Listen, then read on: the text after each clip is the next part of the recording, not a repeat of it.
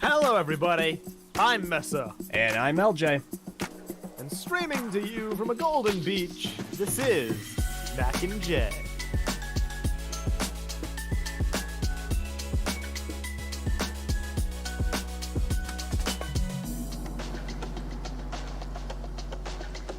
Hello once again, everybody. It's been a minute. I hope you're all doing well tonight. Thank you for coming out. LJ, hello. Hello. How's it going? How's it? It's going well. It's going well. I'm tired. I had a long day at work. I had a long night at work. Does that count? Did you have a long day of sleep to make up for that long night at work? Actually had an alright night of sleep, which is very rare. I've not been getting good nights of sleep, so it was definitely a boon to the day. You've got to remedy that, LJ. How can you be expected to review every piece of Bionicle memorabilia if you don't get your sleep? Probably because no one should be expecting me to review every piece of Bionicle memorabilia. They should expect me...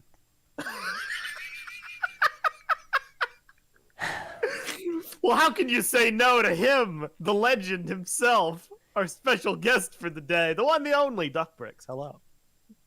Thanks for having me. Sorry to interrupt. LJ was just telling us about how he's going to review all the Bionicle memorabilia, and I was really interested. So I can go back on mute and... I mean, we can't, Yeah. You did say it. I was there. I'm a witness. You know what? There's about to be a sudden disappearance in Idaho. I'm just gonna friggin' vanish. I'm gonna go live in the mountains. That would be a good way to avoid having to do videos. There's no internet in the mountains. There's barely internet in the not mountains too. So this is Idaho. Everything runs on potatoes. That's a very good point. Oh, Chris, how are you doing tonight? I'm doing good. Gonna be honest, I'm running on pretty little sleep, but I'm doing my best. I'm excited to be here and quite excited to talk about this because this has been no sleep, gang. Let's go. Yeah. No, I got sleep. I'm not a part of you guys. No. Bruh, you've quit the gang, eh? Yeah. No, listen. I'm part of clubs now, not gangs. So like, New Balance Club for us. Ah, yes. How could I forget? Mm-hmm. Well, I suppose there's no sense in wasting any time. We may as well get into things for the evening. But before we do, LJ, would you hit us with the epic plugs? Absolutely. So thank you also very much for listening. If you're interested in continuing this conversation, head on over to the TTV message boards at board.ttvchannel.com. You need to be 13 years or older and follow the rules, and you'll have a good time. And of course, we do appreciate any support.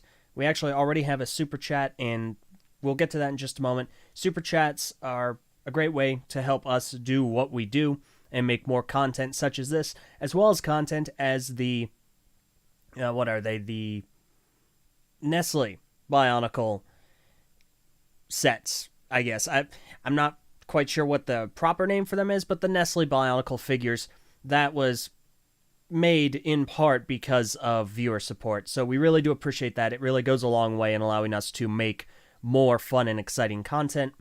Additionally, we have our Patreon. For as low as $1 a month, you too can join our Patreon Discord server to get some fun behind-the-scenes activities, as well as listen to these as they're recorded, as well as any after shows, and any other possible fun projects.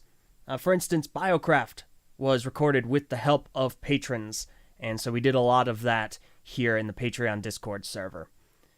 So yeah, we do appreciate any support, but even without it, as long as you're viewing, we appreciate that too. And that about does it. Oh, and make sure to follow us all on Twitter, at the TTV channel, at Messinac, at the LJ Johnson, JOHNSEN, and at, is it DuckBricks on Twitter? That's a good question. On Twitter, it's probably Duck_Bricks. I'm gonna be honest, I mostly just lurk on Twitter, but it is Duck_Bricks. There you go. Okay, just beautiful. check. We'll get a link to that in the description below. Thank you, LJ. I would also say, just as a reminder, because it's been a while, check us out on Keep the Peace. If you're wondering where all the system content went, it's over there. It's new home. We have the Lego Universe Let's Play with Sakota and Ulti that's been going along. Incredibly funny. The two have excellent charisma and chemistry together. And then the amazing train wreck in motion that is the Legends of Chima Reacts, where Chima somehow finds a way to be even more hilarious and wacky and perfect Lego content 10 years later. So I would definitely go check that out if you care. It's basically all. Yeah. So we do have 2 super chats. Yes. All right. I want to say thank you guys once again. Just like LJ said, it really does mean a lot when you guys do that. The first super chat of the evening is from Gabulous Goatee. I believe, if I remember correctly, pronounced fabulous fish. Yep. Can't stick around for the stream, but I just wanted to show my support. Been listening to old podcasts and Mac and J's to make work a bit less boring this past week. Good luck with the new channel. I'll pop in from time to time. Incredibly long time supporter here. It is really cool to see that you're still around. Thank you for coming out tonight. I really appreciate that. And then, another one. Extra $5 for LJ to review all Bionicle memorabilia. I have the Morbuzak sponge. Oh, gosh. If you need to borrow it, no way. Oh, no. LJ. No. You're being offered the Morbuzak sponge temporarily on a silver platter to review it. How could you not? Oh, gosh. You know what? I think I might have to take you up on that. Okay, fine. All right, reach out to me on Discord. We'll coordinate it. I'll review the Morbuzak sponge. That's so weird. I have to. It's a once in a lifetime opportunity. And then we have another one, $5 from Delrun Plays. Knack and Jay's on. Tama build me Tahu and Takua. Well, perfect. That's perfect episode. There you go. You can listen to us, and of course, because GTV is a hive mind, we will tell you what to think, and your opinion will be our opinion. Ooh, that's a classic. That's how that works, according to some people. That's awesome. Has anyone said that recently? No. Okay. Not that I've seen. I'm sure people have. It's probable, but okay. So tonight's prompt, because we usually have something we're gonna sit down to discuss. We're gonna be talking about the gift with purchase, but a little bit more than that. We're gonna be talking about 1 month on. How's the community taking it? Because in our prior Knack and Jay, we talked a lot about the negative reception, but this time I feel like there's been a marked shift in the community, and we've moved a lot towards positivity and creativity, and I want to pay some respect to that, because I feel like we talk about the bad a lot, and we should talk about the good when we see it in the community. But first, I wanted to read a comment in the chat from Legomation Studio. Great to see this trio of people doing a stream together. After the Nestle memorabilia, it's time. Morbuzak sponge and then UK Burger King Bionicle Mask of Light toys. Been seeing a couple on eBay. Well, it's really cool to see you in the chat. I hope you're doing well. I actually have one of them. Courtesy of Leo, I have one of the McDonald's toys, the Mask of Light toys. Well, dang. It's of course it's the Mirio. Huh? Oh, I was saying it's time to get the rest and review them is what it sounds like to me. You know what? How's about we do it this way? You review them. Oh no. Let's see. I'm not the only reviewer here anymore. I can't be like, oh wow, Meso, all right, thanks for making me all do it. Come on, Chris, come on. Do me a solid, man. Come on.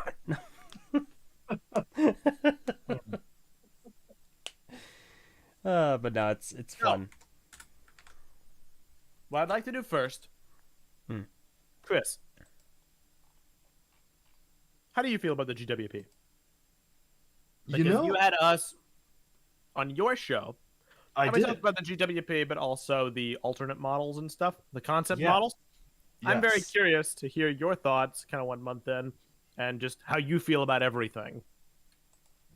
So first of all, I think that it was, for a quick recap of kind of going into this, it was a surprise to be sure, but a welcome one, I think is the best way that I can sum up my thoughts on it, is that I certainly was not prepared for it to actually be real. I think that when there were leaks going around last year, around summertime, I was like, there's not a chance. Those are guaranteed fake. And I went on Twitter. I rarely go on Twitter. I mean, I didn't even know my Twitter handle at the start of this. And I even was like, this is probably fake because of all these reasons.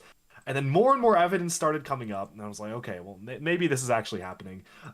Long story short, I was on vacation when it got sent to me, so I didn't even know if it was real until I got home and opened up the box, and I was like, oh my goodness, this is actually a real thing. So I think overall, knowing the constraints that went into this, and knowing that obviously it's like a pipe dream for Lego to bring back the original Tahu set, which is something they did consider in the interview. They were like, yeah, we considered that. And Lego was like, there's not a chance. Knowing the constraints on Lego and knowing what they had to work with, I think this was probably the perfect tribute that they could have come up with for Bionicle. It's the red one. It's the one that everybody associates with the theme. And I like it. I think that maybe, I mean, in terms of the community response, I've been absolutely blown away by the creativity and the mocks, and obviously we're going to be talking about that over the stream. But I think seeing the other Toa depicted in the style, seeing other sets in the style, that's my favorite part of it. It's even more than the set itself. It's seeing how, much like the baby Tahu, the community has gathered together and rallied together to embrace this for the most part, and that's really nice, I think. I couldn't have said it better myself. So the actual figure has been a gateway into a wonderful world of custom creations. How have you been feeling seeing all of the myriad of GWP style stuff that's been cropping up in the community recently in terms of mocks and redesigns? I presume you've been keeping up with at least some of it. Oh yeah, it's so cool. I mean, I for one, my goal at some point, I know I'm adding more and more onto my backlog as I speak, but at some point I would like to pick my favorite ones. Definitely have all 6 Toamata built. I know that people have built them physically. They've done really cool decals for them, and I that is my goal. At some point, I want to have the full team built and reviewed, probably with a combination of like people's mocks from around the internet. I'll take like a limb from this one and a torso from the other one, and kind of figure out what's the best combination. So I mean, absolutely, the coolest thing is just seeing people. I think the Bionicle community is so talented, and when our energy as a whole is put in the right direction, it can really accomplish really cool things. Like graphic designers have been working together with MOCs to make absolutely like perfect Lego style prints and stickers for the other masks, and it's and seeing the builds, like even unorthodox builds, like a Makuta built in that style. Was that, I don't remember if that was Sakota. Somebody did a Makuta built in the style. And that was a really cool thing to see, and all sorts of different types of builds. But I've been loving it. I mean, I was very excited to see the community response. I think from the moment it leaked, people started making alt builds, which just shows how popular this is. It was pretty fast. It was a pretty fast turnaround. I wasn't sure what. I think we even spoke about this when we spoke before on your channel. I wasn't sure how it was going to land. Not in terms of necessarily whether people would like it or not, but whether it would be received in a sense that it would inspire, if that makes any sense. I wasn't sure to the degree it was going to inspire people.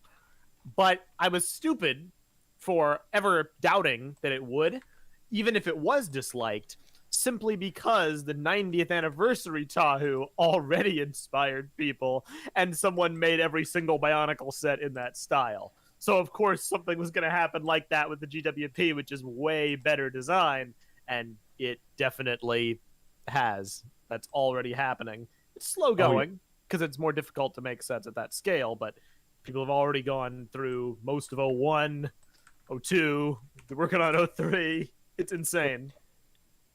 I think it's very, to me, it is kind of telling that... I don't remember. I think this was discussed during the roundtable, Chris. I don't know if you recall, but Lego really wanted to focus on those first 3 years. Like, even the pitches for the possible gift with purchase were just centered around the first 3. And I think it is remarkably telling that the vast unyielding majority of the mocks and creations that we've seen in this style are from those first 3 years. Like, I've seen very, very few of these models, of these fan creations, outside the first 3. And let me go ahead and actually just kickstart that slideshow. So I'm updating the description right now. We have a great many deal of models to kind of discuss. They'll just kind of be in a slideshow on screen. Sometimes we'll pause and talk about some of them, but they're just kind of going to be cycling. But the source for all of them is going to be in the description in just a few moments. So I'll let you guys continue while I finish this up. There you go. Thank you very Yeah. kindly, Eljay. Oh wow, I'm just seeing that Pride Act one. That's really cool. I think I just saw that the other day as well. But I think the interesting thing, I mean, to me, was that when we were talking about it, as you said, 01 to 03, we were talking about it with the actual designers, and they were saying that they needed it. They needed anything Bionicle that Lego were to ever put out in the future to reference those 3 kind of golden years, because as you keep going further and further in years, people are just not going to realize what you're doing. Like, most Bionicle fans who are casual Bionicle fans, this is the quote from the designer, don't know what the GSR is. They don't know, like, what is the whole Great Spirit Robot and stuff like that. So it's interesting seeing how the fan reaction has, again, been doing these mostly, as you said, 01 to 03. So maybe that's really where the money is, I guess, so to speak. It's a bit depressing.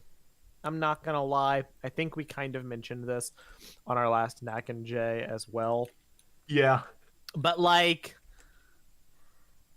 I am a fan of the later years. I like the Ignition trilogy. I like Maparaka, you know? I'm all about that. Move along, move along.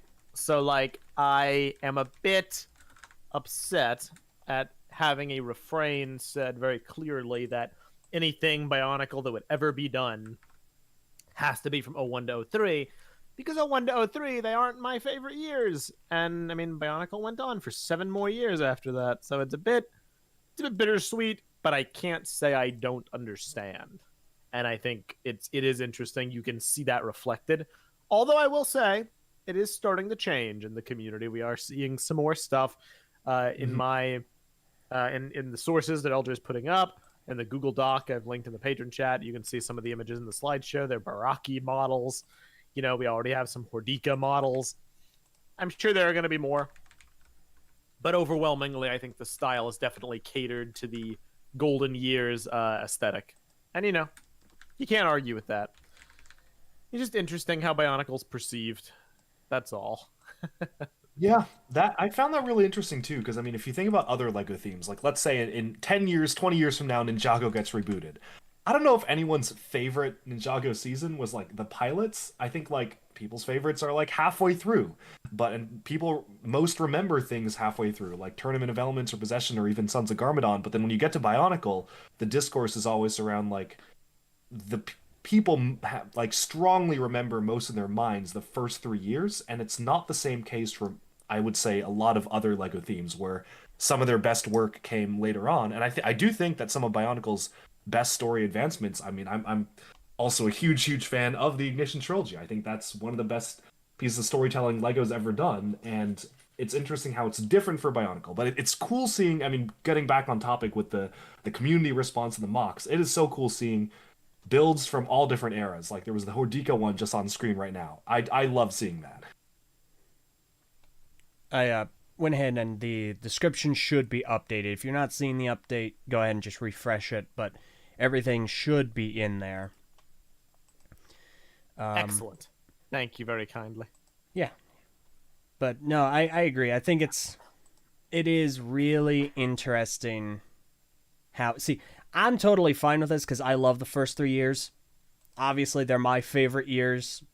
They are often referred to as the Golden Trilogy, or the Golden Years. Okay, so you have people that... overrated. That apparently not. Apparently, it's pretty accurately rated. But it works out for me. I'm down. And as Sakota in the patron chat mentions... I think fans are mostly building 0103 because they go with Tahu. And I think that's a great point. I think that's 100% true. Though, at a point, it gets exhausted. And I don't know if we're going to hit that exhaustion point or not. I really want to see, as time goes on, as we get into half a year after this set has come out, like, how are we going to be looking at what people are making? When it comes to Ninjago and that kind of juxtaposition, we've had kind of an opportunity to peer into what people remember, because we recently, a few months ago, we had a video come out. It was the Ultimate Ninjago recap, and it kind of blew up. And you had a lot of people commenting like, oh, wow, I stopped watching Ninjago here, or I only watched up to here. And I'd need to sift through the comments and get the actual metrics, but it definitely feels like people made it like halfway through into Ninjago, like maybe right around Possession, and then went pfft. So, which I think is about where best ones. I think that's about where Lego stopped remaking things for Legacy. You are correct. I don't think they ever went past Possession. And they made like 2 Possession sets anyway, and one of them was 4+. So like it was really, really emphasizing the first few years. Yeah. You know what? I'm very upset that Legacy has been like shelved, at least temporarily, because I was really enjoying it. It gave us Zane's Titan mech. Oh, my best Ninjago mech ever, changed my mind. Yeah, no, it's interesting, because it definitely seems like there are these like very well defined eras for certain Lego themes. And when you have long running Lego themes, that's kind of a given. Like Bionicle, those first 3 just they just hit so hard and they hit so perfectly. Ninjago seems to be in a similar camp, but it extends like a couple years further. I mean, I'm fine with that, really, but it is kind of a bottleneck in a way. It does mean that if you do appreciate things from later years, it is going to make it more difficult for you to find appreciation from Lego for those years, even if they did like really well. Like, It doesn't matter. We know 2006 was a top-selling year for Lego for the Bionicle theme, but I don't think we're gonna get any commemoration from Lego for that, which is fine. UCS chain link fence. Yes. That's what I want. This is why you're not. Send in your votes. Nope. You know, I think a 10,000 piece gray wall would be great. That's what I think. Just a big wall, a chain link wall, and the Paraka logo on it. That would be great. Hey, Chris, you want to just like mutiny him and rename this podcast to like Duck and Jay? No! That's betrayal! I'm just saying. Think of all the love and care I've poured into this. All my bad takes. Yep. All my spicy opinions. Making a great argument for yourself there, pal. Oh. I don't know. I was just I was a little surprised. That's all. Because I wasn't necessarily expecting the sheer like breadth. Like, I feel like in the span of maybe 2 weeks, all the negativity is gone. Which is cool. I'm not used to that. I think it's heavily petered out. I don't know if it's all gone. There's some people on Twitter I still, and I'll still get comments on like my review. Yeah. From people being like, this doesn't look good. This is, I think one person was even like, this is a Chinese knockoff. And there's some people on Twitter who are even like, I don't want Bionicle back like this. If they brought Bionicle back like this, or if they brought Bionicle back like the Marvel Construction figures, the big ones, then I don't want it back. It wouldn't be doing it justice. And I think those are really sad and ignorant takes. Unfortunately. But it Yeah. is not uncommon. No, the interesting thing that I noticed was that I know you were talking about like worrying about the community's negative response in like our first few videos before it even got announced. I hadn't even really seen that much negativity at that point, but maybe that's because I stay away from that. I try to avoid that. But from my experience, it's almost like a lot of the true fans who are in the know or fans who like are really in the Bionicle community came out with an outpouring of love when it first was released, and then in the weeks leading, right, that 2 week period, um, released kind of leading up to it, and then now I'm starting to get comments trickling in, being like, "What is this? This isn't real Bionicle. Like, what is Lego doing?" And I definitely do think it stems from like more ignorance than anything. It's like people don't understand Lego's mold policy and don't understand that they can't just like bring back Tahu 2001 as it is. It's not how the Lego group works anymore, and that's not how they've really ever worked. But it's people who are, I think, maybe not as ingrained in the community are having much more of a negative reaction than people who do understand, I guess, the intent behind it, if that makes sense. It Yeah. does, and I think you're absolutely right.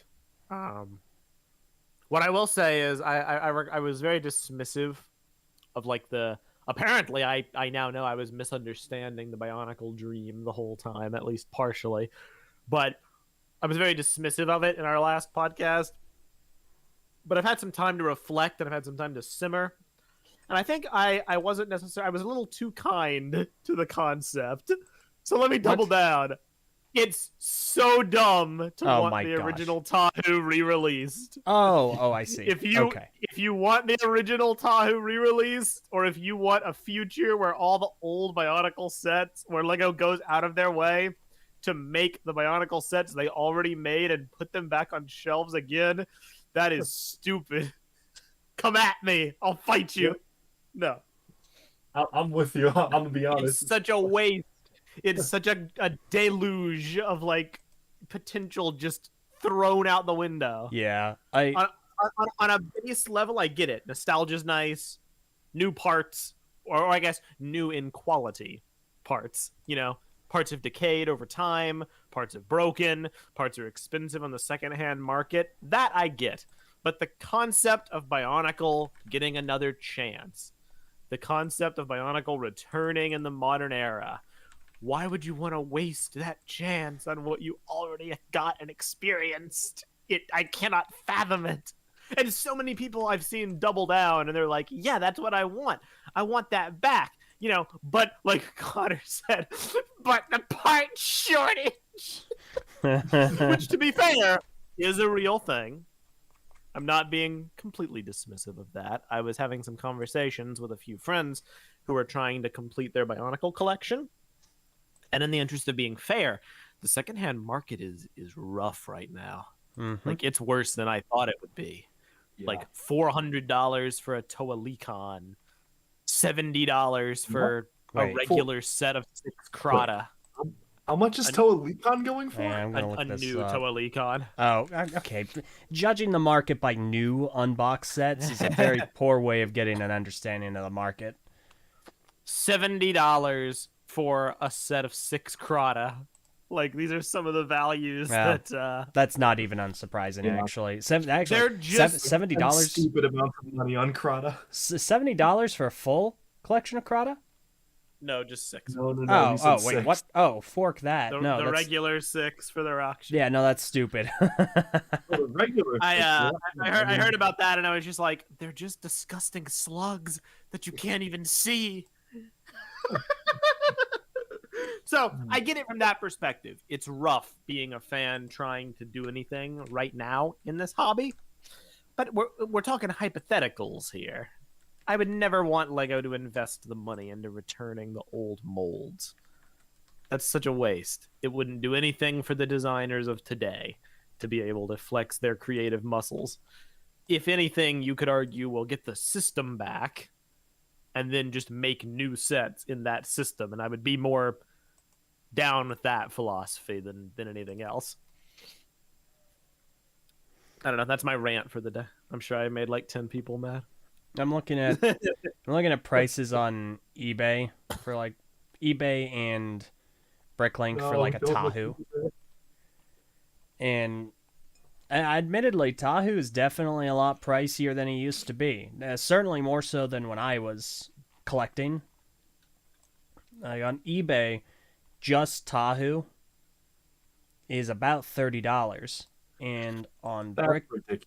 That's crazy, really. yeah, on Bricklink, same thing. The cheapest Tahu in the States is $28. No canister, no instructions.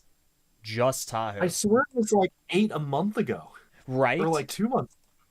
Yeah. That's pretty bad. He was much cheaper before. So, it's definitely That's disturbing. It's definitely true that these sets are getting more expensive. We are hitting the wall of low prices the older Bionicle sets get for multiple reasons. You're starting to see that, yeah, these are, the more Lego recognizes Bionicle and brings attention to it, the more valuable old sets become. Yeah. And Tahu, of course, the poster boy, is going to definitely hit that high mark. That is inevitable. These are... Okay, I hate to break it to you guys. Bionicle is a retro theme now. I hate it. It is an old I hate theme. it. It is a classic theme. 2001 is 22 years old. What I would say, and because I've been thinking about this a lot, if you want any Bionicle sets, any of them, even Skoda right now in the chat looking at Brutaka, don't wait. Which I know, if money is a hardship, which trust me, I feel that. I get you, but like, don't wait. It's only gonna get exponentially worse. And that scares me because we're getting to the wall where getting a Bionicle collection is just gonna be impossible for the average person fairly soon. I'm looking right now on eBay because I was curious how bad it really was. I was like, it's just Brutaka, because Sakota mentioned. I was like, it can't be that bad. Oh no. It is that bad. The cheapest I'm seeing is like $120. Oh my goodness, for Brutaka? Yes. That's the cheapest What's I'm up? seeing. Ooh. Now, on average, we're talking like, looks like 170 about the average. For new, it can go up to 600. Yeah, ignore new. Bricklink yeah. is also like 96, 100 for complete. There's a lot of incomplete listings, but they're also around the 80s and 70s. I thought Brutaka was like 60, 50 most. Oh my goodness. Yeah, So- that's bad. That's bad. That is rough. Real quick, I just want to drive my earlier point home about the age of Bionicle and continue to age you guys. Oh my god. So, Bionicle is as old now as the following items were when Bionicle first launched. You ready? Fabuland. The entire theme of Fabuland. The original Galaxy Explorer. Really? Yeah. No. Let me see.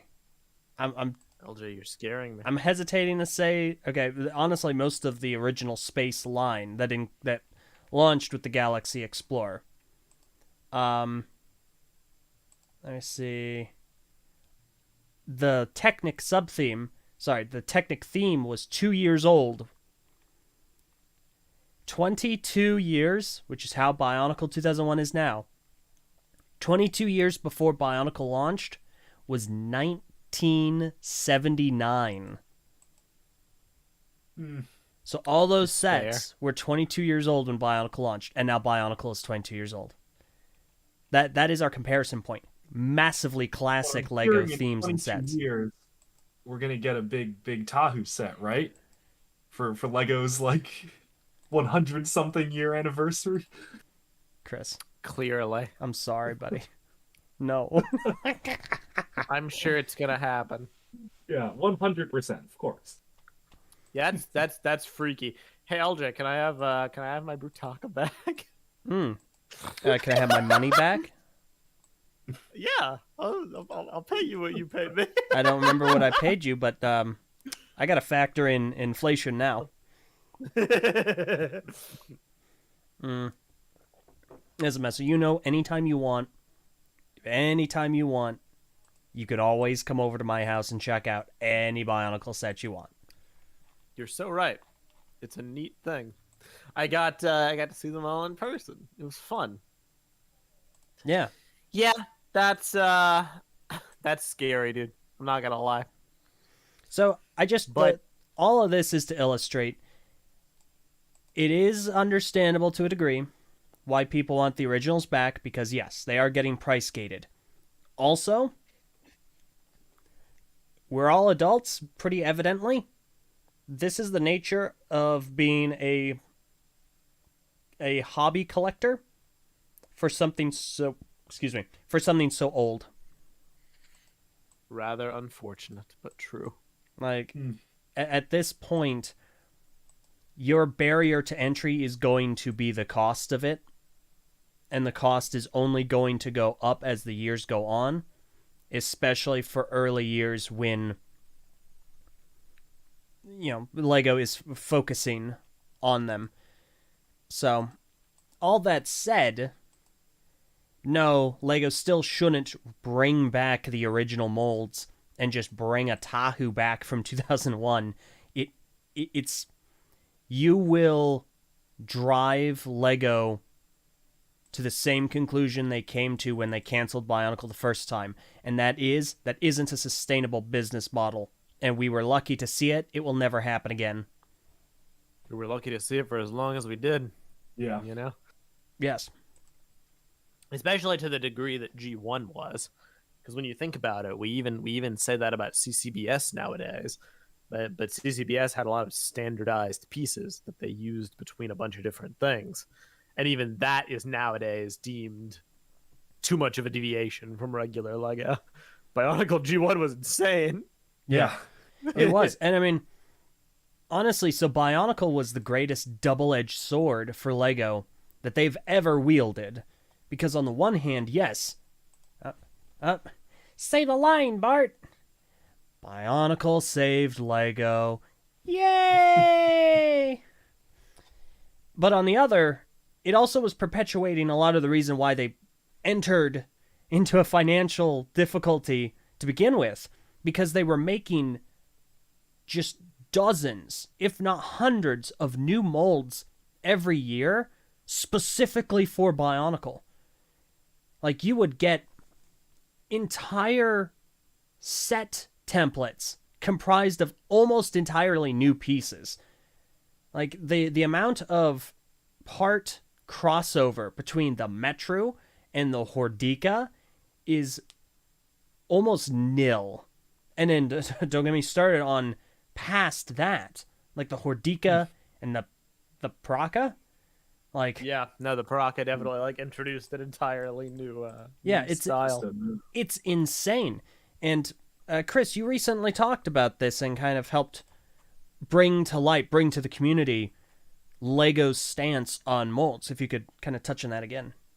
That's right. Yeah. Well, I mean, it was because Lego put out a book called The Secret Life of Lego Bricks, and you could only get it if you crowdfunded it in 2020, and it cost $80. So back in 2020, I was like, I was paying $80 for a book. Well, I mean, joke's on me. I paid $250 for it to get the book the other day. But inside the book was a lot of really interesting information. Some of which were that Lego considered making Bionicle its own company and doing a full split. What? That was very What? yeah. That was well, we can do a whole different thing on that. That was something that was floated, and then they had Galador was like going to be Lego's new direction for it, and it was part of Project Genesis. But the most, I think, the piece of information that I found the most, I guess, relevant to today was Lego's policy on molds, and that is as of around for the past like 10 or so years, Lego's policy is that if a piece has not been used in a set for 5 years, the mold will get destroyed. There's a few reasons behind this. The main one is that it costs them more money to store molds than to destroy them, because they have to be kept in a climate-controlled warehouse, and they have to have continuous upkeep by like physical human workers who have to go in and make sure they're good to go. The other thing is that if a piece has to last more than 5 years, there has to be a very, very strong argument to be made, and certain Lego designers can argue for certain pieces to be kept past that. But it has to be a super strong argument. Otherwise, every single thing will get scrapped if there isn't a good reason to use it after 5 years of its creation. Wow. So yeah, that's their policy. So I think it. I mean, for them it makes sense financially, but yeah. so now I just got to know, who was the crazy like mastermind? What was the argument behind the Gurok staff coming back for G2? Like, who's sitting there telling Lego, you don't understand, Lego. Pohatu has to have this. He has to have this dagger. That was a weird case, wasn't it? No, 'cause that one was used in Stars, right? And then Stars, 5 years later, we got Oh, G2. Oh, it barely, you're right. it barely made it. it was- sneaked by. It's not right. It was marked for deletion that year, and it just barely snuck in. And I think there were some parts in the book they were talking about how a lot of the early G2 concepts used the Evoki. I think that's because the Evoki was like the only mask they still had around until they decided to do the whole other system. Yeah. Because that was also in Stars, so they still like. I mean, I think it was like right about to get That's destroyed. fascinating and so true. They're also going to have all the marketing stuff for that from the movie, which they can just pull back. Because as we know recently, Christian Faber has been talking a lot about his involvement in the G2 pitch. And Such a cool video. it was actually a really, really cool. I got to say, this is the Christian Faber I really like to see content from, where he's like uncovering these things. I would even be really cool to see how he extrapolates the lessons from those things and puts them toward the projects he's working on now. I think this is really great. Agreed. Faber is doing an awesome job making some really cool content now. Definitely I will check that say, to briefly touch on that, obviously, yes, we've seen it. I see some people like asking us about it. Yes, we've seen it all. Yes, we do plan on doing a standalone episode about it. We're just waiting for more because he's making more. It's exactly my stance as well. I'll let it be said. I am too. Just like when we're just like, hold up, let him cook. out. Yeah. Then we'll do it. But, also, Bionic Punk in the YouTube live chat was like, wait, LJ and Meso didn't watch his video? I was like, I started watching the DuckBricks video, the one you did on The Secret Life of Bricks, because I was curious if there was anything about Bionicle in it. I started it, but I started it during like a lull point at work, and Oh, I don't blame you for not finishing that one. I will be putting out separate videos for each of the important stuff. Don't worry. okay, Well, very good. I guess I'm a fake DuckBricks fan because I must have missed that video. Are you subscribed, The Meso? way you, I am, yeah. Okay, good. The way you just dropped like so many consecutive bombs there to explain the mold thing. You were like, oh yeah, then we're gonna spin off Bionicle into a separate studio, and like Galador is gonna be the face of the company and Project Genesis. But oh yeah, this mold thing. I'm like, wait, hold up. Outliners were supposed to be them fighting the zombie dinosaurs. There's a lot of my crazy God. stuff in there. Gosh Oh dang my it. God. Gosh dang it. Well, that's Oh. well. Overall, this is all just to say, basically, to tie it all back. Once again, our stance is, okay, is the GWP perfect? No, it has some issues. Is it necessarily perfect for a Bionicle revival? I think it's pretty close, but I think it could be done a bit better. I think if you were going to make a full theme of it, you could improve it. For what it is, and for the constraints they had, I wouldn't have even wanted them to try to like any more than they did to try to get the original Tahu back. I'm glad they didn't. I can't imagine what my thoughts would have been had they re-released Tahu Mata as a GWP. I would have been like, okay, neat. Time to get all my, new Toa Mata parts that I can use to not mock with because they're Mata parts. And then I guess he'll just sit alone on my shelf without any of the others remade. This sucks because it's just old. It's just what I had before. I'm not the type to easily fall for that kind of nostalgia bait. I know for a lot of people, it is like, just re-release something, just re-put something back out. But it's never really done it for me. I like a dash of something new. Perfect example being, just to get my annual shill in. Recently, there was a Nintendo Direct, and at this Direct, they announced Metroid Prime Remastered. Ah, boy. But Metroid Prime Remastered, if they had just re-released the original Metroid Prime, I would have been like, wow, okay, so I can play it. Cool, I can already play it on my computer if I want to. This is great.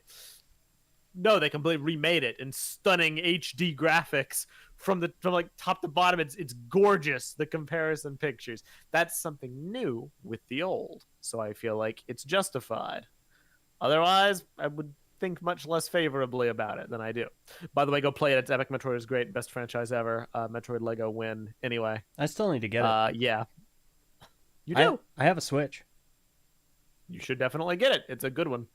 It's every franchise has their first person shooter arc. Bionicle had its first person shooter arc. That's Metroid's. I maintain Bionicle Heroes. It holds a small soft place in my heart. I love that game. There you go. I love Bionicle Heroes for the DS. I never played any of the other versions, but I think I'm gonna change that soon because I'm feeling a lot of 06 nostalgia right now because rereading it. Maybe we gotta continue. Good year. We still gotta do a let's play of it. We've been like that's been in the works almost as long, if not longer, than BioCraft. That's true. I mean, at this point, it would be longer because you had it planned before G2. Yeah, but BioCraft was before G2. Right, but it's 9 years since then. How long was BioCraft? Yeah, BioCraft was only, it made it to 8. Whoops. There you go. Heroes Let's Play is longer. Real quick, some super chats. Yes. You want to read them? Yeah. Delrun Plays said, "This is Vanog with Meso all over again." Donated $5. Thank you so much. Tarker's channel, Random Things, 50 SEK. I don't remember the conversion. I think it's around $5. I do appreciate it. Said, "Personally don't want the old system back. I just think a plain system action figure without functions is boring. Doesn't even need to be Bionicle. IMO." I mean, I agree. I guess. I think that these Marvel construction figures like the Ant-Man and Spider-Man and Venom and Miles Morales and Peter Parker, like, I think those are all really good. I think they're good construction figures. I think there's a really interesting template there that the Bionicle community hasn't tapped into yet.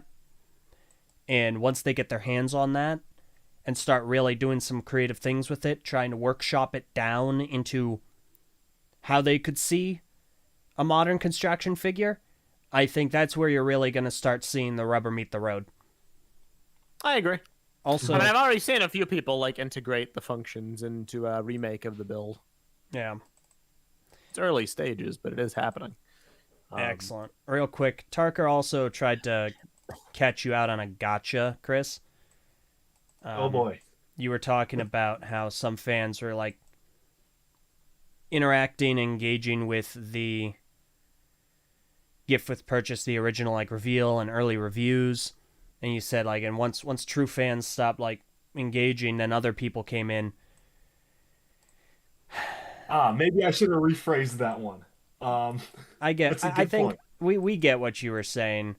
We always we've gone through this before. I think the best way to describe folks that we're engaging that are more involved in the community and more invested in Bionicle, they're high affinity fans. That's a good way of putting it. Yeah, because we've run into the phraseology of this before, and high affinity doesn't mean any more or less of a fan. It just means more engaged. No. So that is all it means. Yep. There were also a few super chats I missed. Oh, okay. From earlier in the stream. I wanted to circle back to, and I apologize for missing them. It was another one from Del Run Plays, $5. He said about my hive mind comment, "We are the TTV. Our minds are in unity. Our duty will become yours. It is your destiny to be one of us. Prepare to be canonized. Resistance is futile." And then another one from him, also for $5. Zane's Titan mech got me Tahu and Takua, so I approve. That's awesome. And then you read the last one. Yep. Finally, Sharnak, $5. Welcome to TTV. Come for the gift with purchase celebration. Stay for the aftermarket depression stream. That's what it is. You gotta have your highs. You can appreciate the lows, and you gotta have the lows to appreciate the highs. Bingo. I did want to touch on something, Elj. So about the functions discussion. I think now may be a good time to discuss one of the community creations. Specifically, Le Funny Borak. Yeah, Funny Borak. Oh, I don't actually have a picture. That's the one picture I didn't... I have a picture of the Borak. It's been cycling. It just isn't one of the pictures with the function. Give me a sec. I got it. It's just going to take a moment before it properly shows up on the screen. We'll start discussing it. It was posted on the Bionicle Reddit by a user by the name of Supermaster69, and it is a functional... it's a functional Borak attempt, and he admits it's early, and a lot of it is kind of rough around the edges, but I think he's really on to something here. I'll link the Reddit thread in the patron chat, and then, like we said, it will be sourced in the description. It should go check it out if you want. Cool. Basically, he found a way to design the Borak functionality at the same scale and proportion level, as a GWP model, which to me is just insane. I can barely even fathom that. It can do all the Borak features. It can jut its head forward. It can roll up into a ball, admittedly at its scale. He mentions that the folding is one of the things it does have some trouble with. And he was brainstorming different configurations for how to build the shields to allow for better folding. So it is kind of still a work in progress idea, but like on a foundational level, I mean, you've struck gold just by having the Borak work at that scale. They would be one of the most difficult builds imaginable, I would think, to be able to have that kind of functionality. Because what are the Borak without their functionality? It makes them. So you got to have it. It's like a hero and their core. Yeah, the core is what makes us. So I mean, I just wanted to pay respect to that and be like, you're thinking along the right lines. Yeah, I finally got the picture up, and yeah, no, this is awesome. I think it actually highlights something that kind of confuses me about the gift with purchase. And this is something I think if there was more time allotted to it and more time to like explore the concept, it would have been interesting to see Technic be utilized in some way, because the Bionicle gift with purchase noticeably lacks Technic outside of, I think, just one piece, the voodoo ball in the chest. And this Borak utilizes Technic at that scale and very well. I find that interesting. It's a good way of harkening back to Bionicle's origin. I think it's an interesting conversation to be had, but I like what we went with. What were you saying, Chris? Oh no, yeah, I was just gonna say a similar thing. I don't know if maybe making it all system was part of the brief. Like, you shouldn't use Technic to almost to prove that you can do it all out of system. But it would be interesting to see. I mean, we saw that the alternate Takanuva idea, which had a little bit more Technic in it, I think. I mean, ultimately, that's why I think it probably wasn't part of the brief, is because of the 3 models that they kind of did as a concept, 2 out of 3 of them were pretty Technic heavy. Yeah. If anything, I think that I don't know. It is an interesting subject to explore because I see people going back and forth on this. Like we mentioned on the last one, I was surprised by the amount of positive reception the Takanuva got. I expected people would react a bit more negatively to a lot of its shaping because it is admittedly like an early concept. I think it could be refined a bit. But no, a lot of people were like, yeah, if they just remade Bionicle like this, I'd be happy, which was kind of shocking to me. But at that point, okay, fair enough. I would also say, no knock against the design, because it's very cool. I would say that is probably the safest approach of the 3, because it's very closely just trying to do Bionicle old-style figures, but with bricks, and there's nothing wrong with that at all. I feel like a heavier Technic integration would have been a risk, and I feel like the model we went with, the model they went with, was a risk. And I don't know. I kind of go both sides because I don't necessarily think at the scale they could have incorporated Technic in a satisfying way without it being those mini builds of the Toa. And I mean, those are cool. If we'd gotten those, I'd be happy. But I do like what we got more, personally.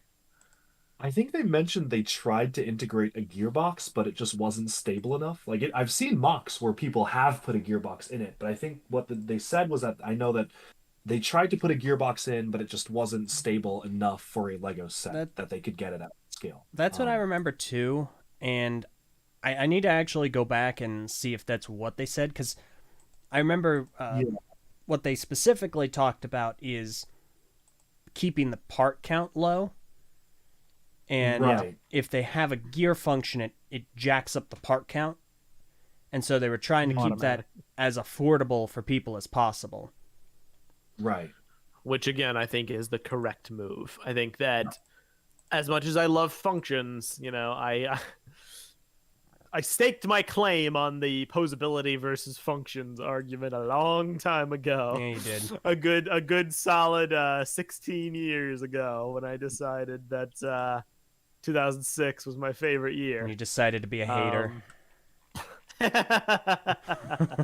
So I will always take articulation, posability, and action movement over an action function. You'll always take form over function. Yes. If it came to those two, I would always choose articulation. So the fact that we got a figure with as much articulation as we did would have been cool to get a gearbox, but I'm happy with it, personally. But I do like that things like this this Borak and people's renditions of Tahu are trying to add gears in retroactively. I think the community should definitely keep exploring that and see where it goes. Yes. No, I was gonna talk a little bit about a gift with purchase that we got and kind of juxtapose it against the Bionicle gift with purchase, because I think there's still an interesting conversation to be had about keeping the price down, and how great of a job Lego did in keeping that price low compared to other gift with purchases. Because we talked a little bit about the Blacktron gift with purchase and how you could get that for qualifying purchases, which was just anything, but it was a qualifying purchase of, was it $170, $180? Something like that. Yeah. Something like extraordinarily high. And while there wasn't a theme restriction with that, that's still like just about $200. There was it was $190. $190. Okay, yeah. Functionally $200. Yeah. There was a gift with purchase, the one that came out right after Tahu and Takua. Yeah. Yeah, That was they. the House of the Wood one, 250. Oh, I wasn't even talking about that one. I was talking about the 4x4 off-road ambulance rescue. Oh, right, yes. Yep, that one. It came out right after Tahu and Takua. It's got 3 minifigures. It's like this little ambulance, off-road ambulance. They're helping some dweeb on a dirt bike who injured himself, which I can tell you from actual personal experience happens a lot more often than you think. To clarify, I'm not the idiot on the dirt bike. This gift with purchase, qualifying purchases of. Why isn't it listed here?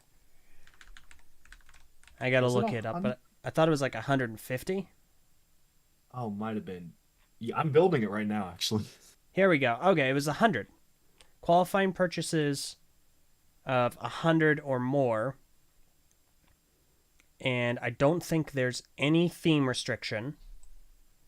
The interesting thing about this though is that it was announced as being theme restricted to city, and like the day before it went live, Lego Ambassador Network said, "Never mind, we changed it to no restrictions." So maybe they were worried about backlash if it was just restricted to city. It's certainly They possible. also may have just messed up and like forgot to tell people that it was. Like, I mean, it's a toss up. I think the most interesting thing about this gift with purchase and the end point of mine is that this ambulance, 3 minifigures, 162 pieces for the same qualifying price as Tahu. Tahu and Takua, 219. There you go. It's a lot more. And 2 unique prints. It was definitely very impressive. They were able to make that actually work at the piece count they did.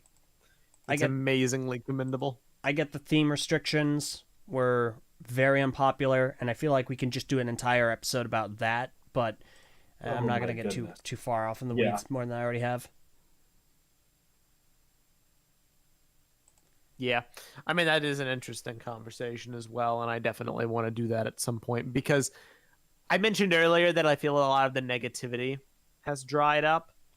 That's from a certain sector. That's from the Bionicle fans because someone on Twitter mentioned this. They were like, well, all the people, I wish I could remember their username so I could credit them with this thought. They were like, all the people who are just whining about this set have now gotten bored of talking about it and left. So the only people who are remaining are those who are creative and who are doing things with it, which is why you're seeing the ratio kind of shift over time.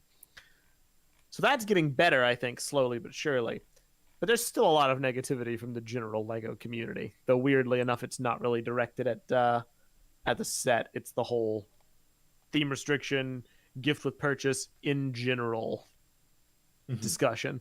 I guess it just goes to show how insulated I've been at times from the bigger Lego community. I was not aware GWPs were so controversial.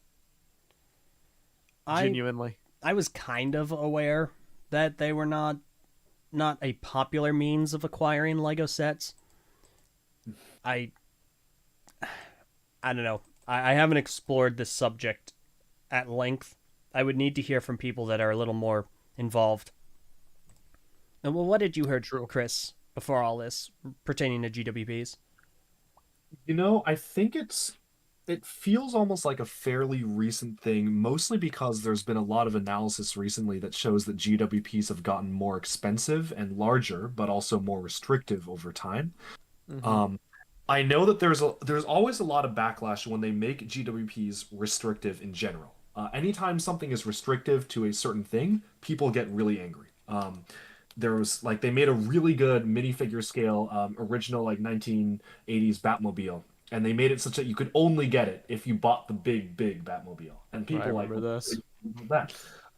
They made a really great like Eiffel Tower GWP. They make like actual good ones with minifigures themed towards sports stadiums, which I think most people who like want sports things want minifigures with like the jerseys on, not like a big micro scale stadium, but you could only get it with the stadium. So stuff like that. There's always been a lot of backlash.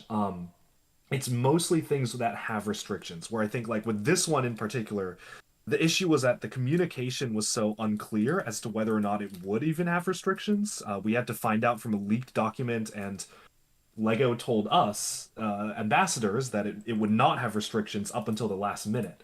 Um, I think that all fueled into the whole massive vitriol against them, but I think in general people seem to be pretty upset about GWPs from the wider Lego community and the AFOL community because they just don't like like they want to be able to buy a set that they want normally.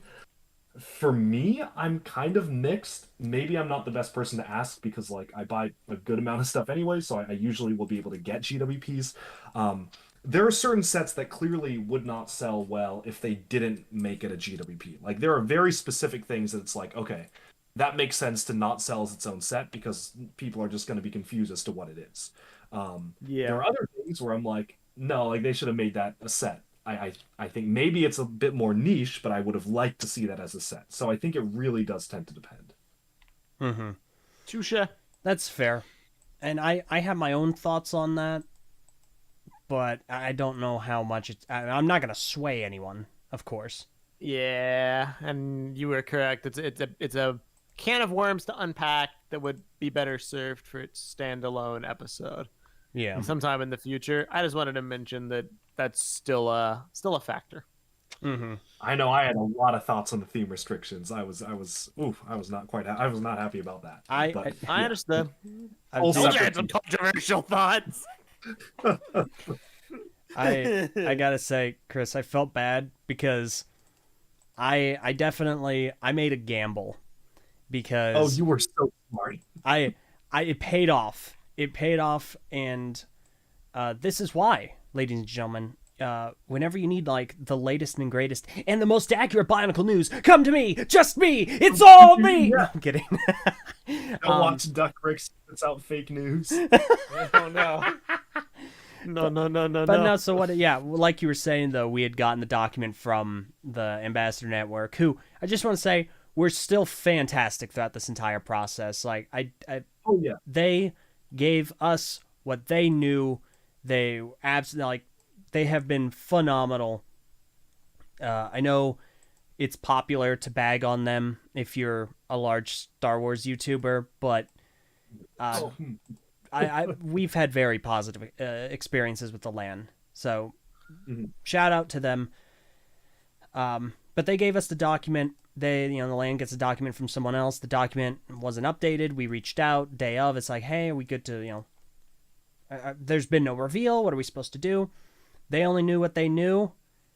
And when I made that news video, I'm like, you know what? I'm going to trust my gut. I bet the LAN hasn't gotten the up-to-date information, and this leaked document, which was it was a Lego calendar. Yeah. So it's proper and official. But the Lego calendar, I was like, no, this is what it's going to be. And I want people to get ready for that. And yeah, it paid off. But no, that was the smart move. Yeah, I think the reason why I was suspect of it was that it was a calendar from a specialty store that looked like it operated outside of standard Lego stores. Mm-hmm. So I was like, maybe they put a restriction on it, but we don't have the restriction because they told us. But I mean, you guys want to know a funny thing I learned? What's that? Which just goes to show how things can happen. So it was two separate things that happened. LJ, you're referring to the one that showed Tahu with no face, right? Yes. So initially there was a leaked document. It was a flyer that was circulated, and it was where the GWP first leaked to the wider community, not just the blurry pictures from the Twitter user several months before. That was where we first learned about the theme restrictions. Then there was a calendar image that was circulated that did not have Tahu with his face.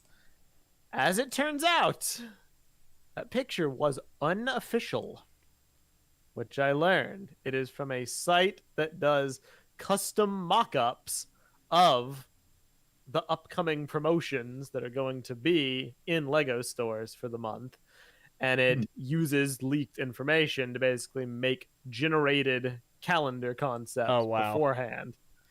So they didn't actually have any more information than that first flyer did. Oh shoot! So it was actually an even riskier gambit. Wow. That is so funny. So what you're telling me I is didn't know about that until like a week and a half ago. you're telling me I just got stupid lucky. Yes.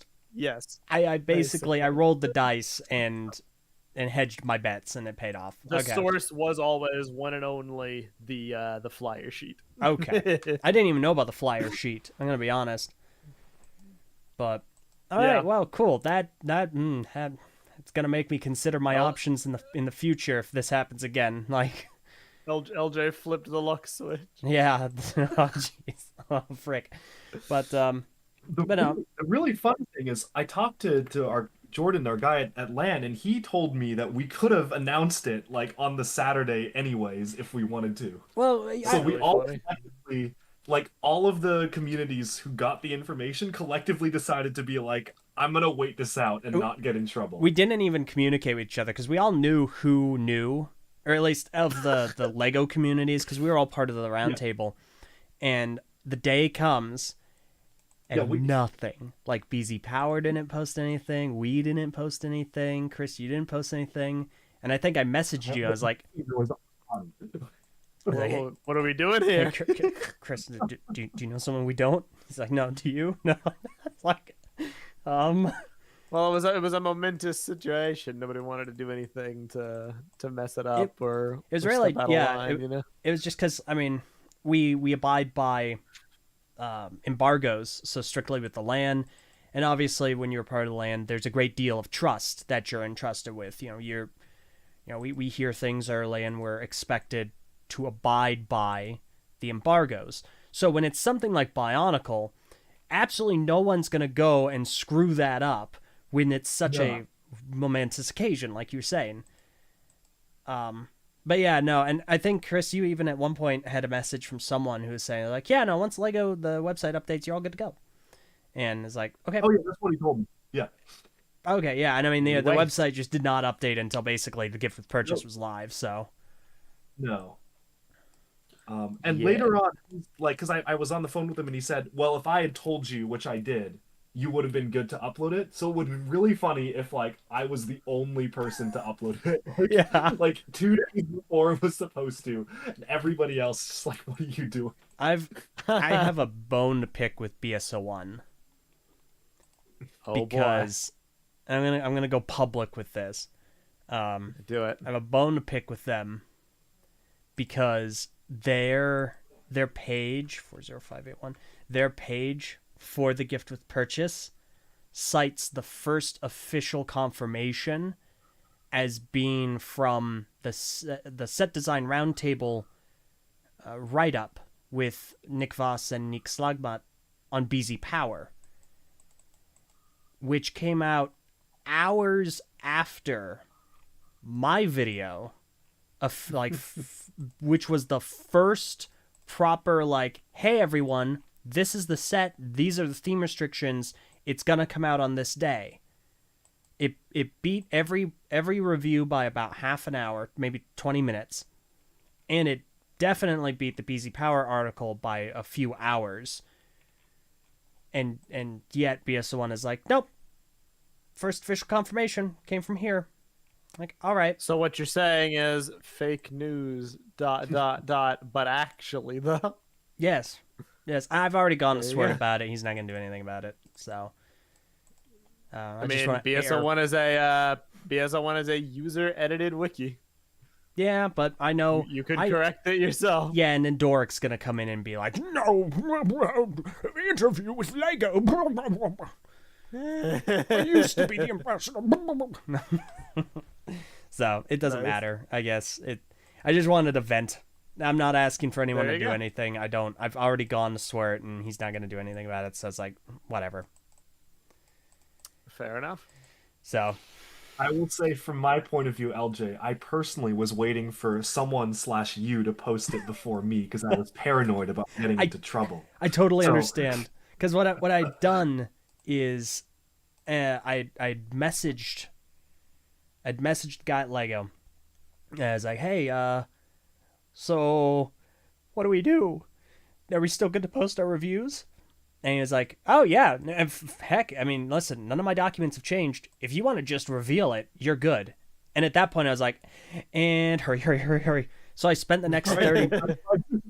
I spent the next half an hour just making that video and rendering and uploading and just getting it up. And after it was up, I was like, oh, frick, I got to tell Chris. I got to let him know so he doesn't think I'm just a massive jerk for just blowing everyone out of the water with, like, the first video. Because I was just so focused on getting it done, and then I let you know, I was like, hey, by the way, this is what I was told.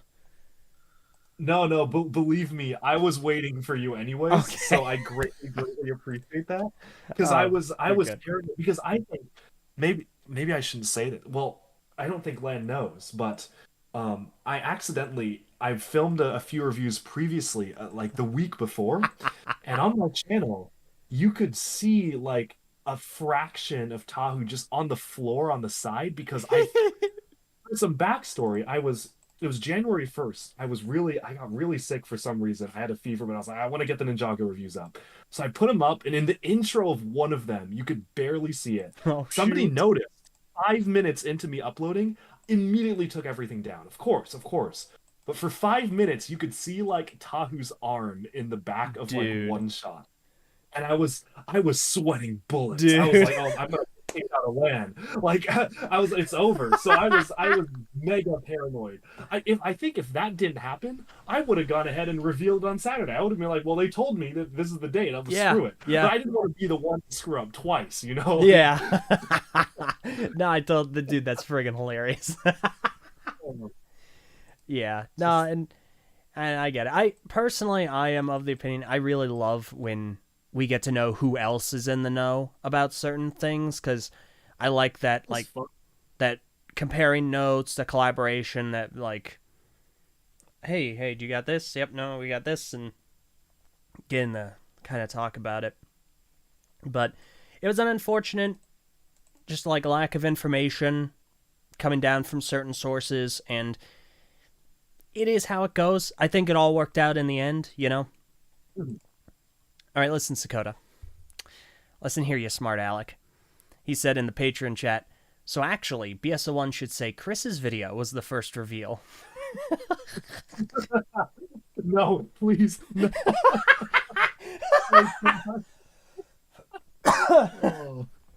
Dude, that's awesome. But yeah. No, I think it all worked out. It was a lot of fun. Your review was great, by the way. I really enjoyed it. It was exceptionally done. So I didn't get that. Yeah. What? Oh, no, I think everything panned out, and it was a positive experience all I around. think so too. Yeah. It was a very good breath of life in this community, and I think what I want to spend the last little bit of our time doing, unless you guys have any more to say, would be I want to take a look at a few choice models that I kind of want to give some focus to from our slideshow, and then we'll round out the show with some Q&A. Let's do it. Does that sound okay? Yeah, no, absolutely. We do have a couple of Cool. super chats. We want to cover those real yes. quick. Would you like to read those? Sure. Delrun Plays, $5, says, having built the set, I think I agree with Meso in this case. Articulation over function. Woo!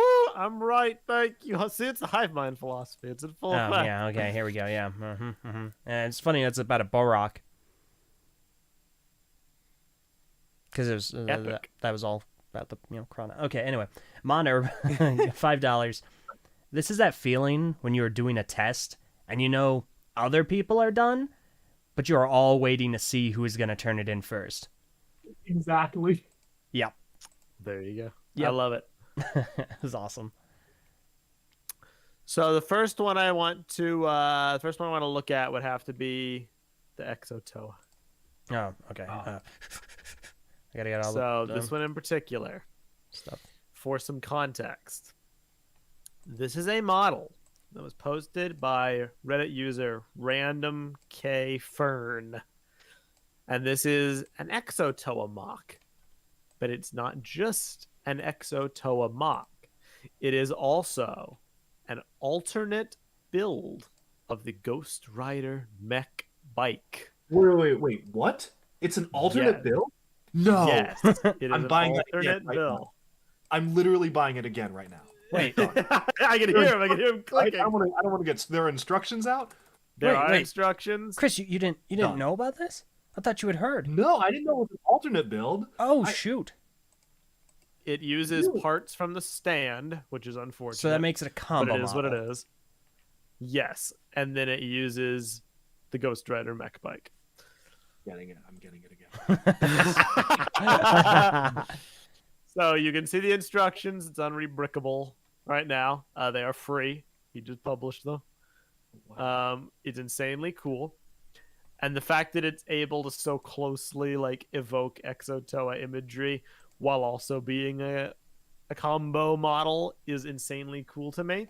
Because, yeah, okay, you could make it look more like the actual Exo-Toa if it was a proper mock, but it's not. It's more easily attainable than a proper mock would be. And I'm insanely happy that it exists. Like, honestly, it fills me with joy. The only reason I haven't built it yet is because I'm afraid to take apart my stand because I like it too much. Need to get extra pieces. That is my plan. Yes, I'm going to. I need to take it apart once just to notate what parts it uses, and then I'll be able to actually make like a bricklink order for the spare parts, so I can Just have the stand and it built at the same time. Instructions. I could do that, but then I like. What if there's a part commonality between the stand and the mech bike? I'm sure there is in some cases. Whatever. I'll take a look. I don't know. Probably smaller pieces, if anything. Perhaps. Anyway, point being, I'm a small brain and I need people to spell it out for me. Oh, okay. That's why I've had Zach like building my bricklink stuff for me. Thank you, Zach. Oh my goodness. But it looks exceptional. Oh, Sakota, you're a legend. Thank you. See, other people just doing stuff for me. Oh my gosh. Thank you. This is why I'm streaming, thank ladies you, and sir. gentlemen.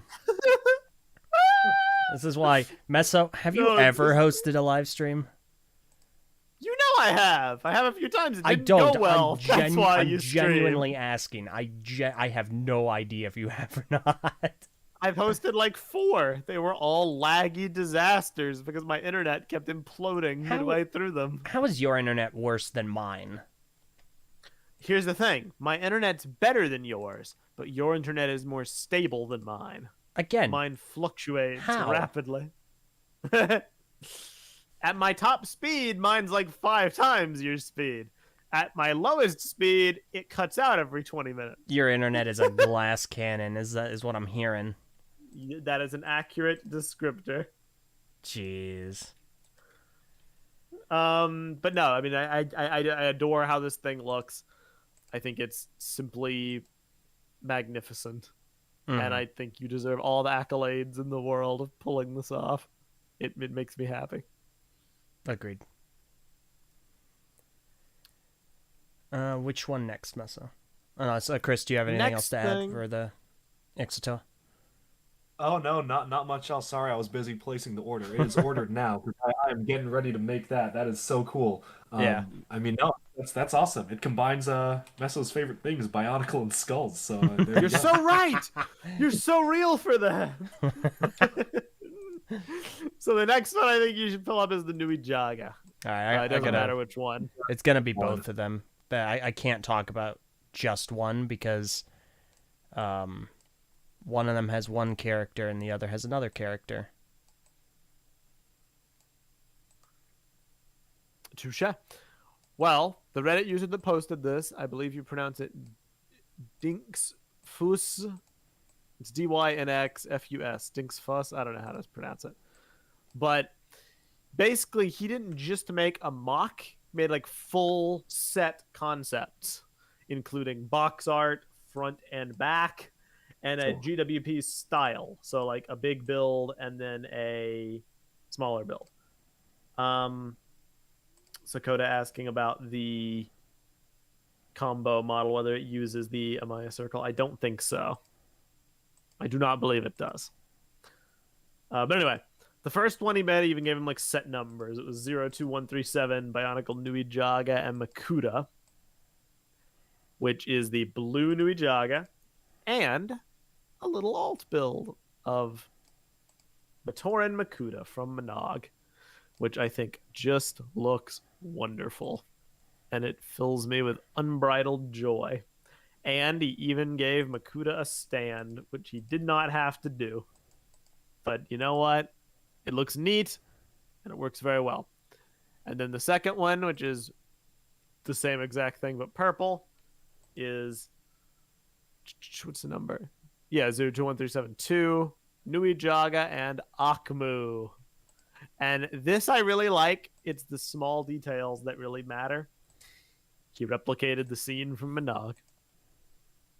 He didn't have to do it, but he did it for us.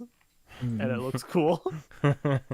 It's the little things. So needless to say, I will be procuring this. I will be buying this expeditiously. Because I have my workhorse Zach will be collecting it for me. Yeah, I was about to say, Wow. somewhere out there in the world, Zach is crying and he doesn't know why.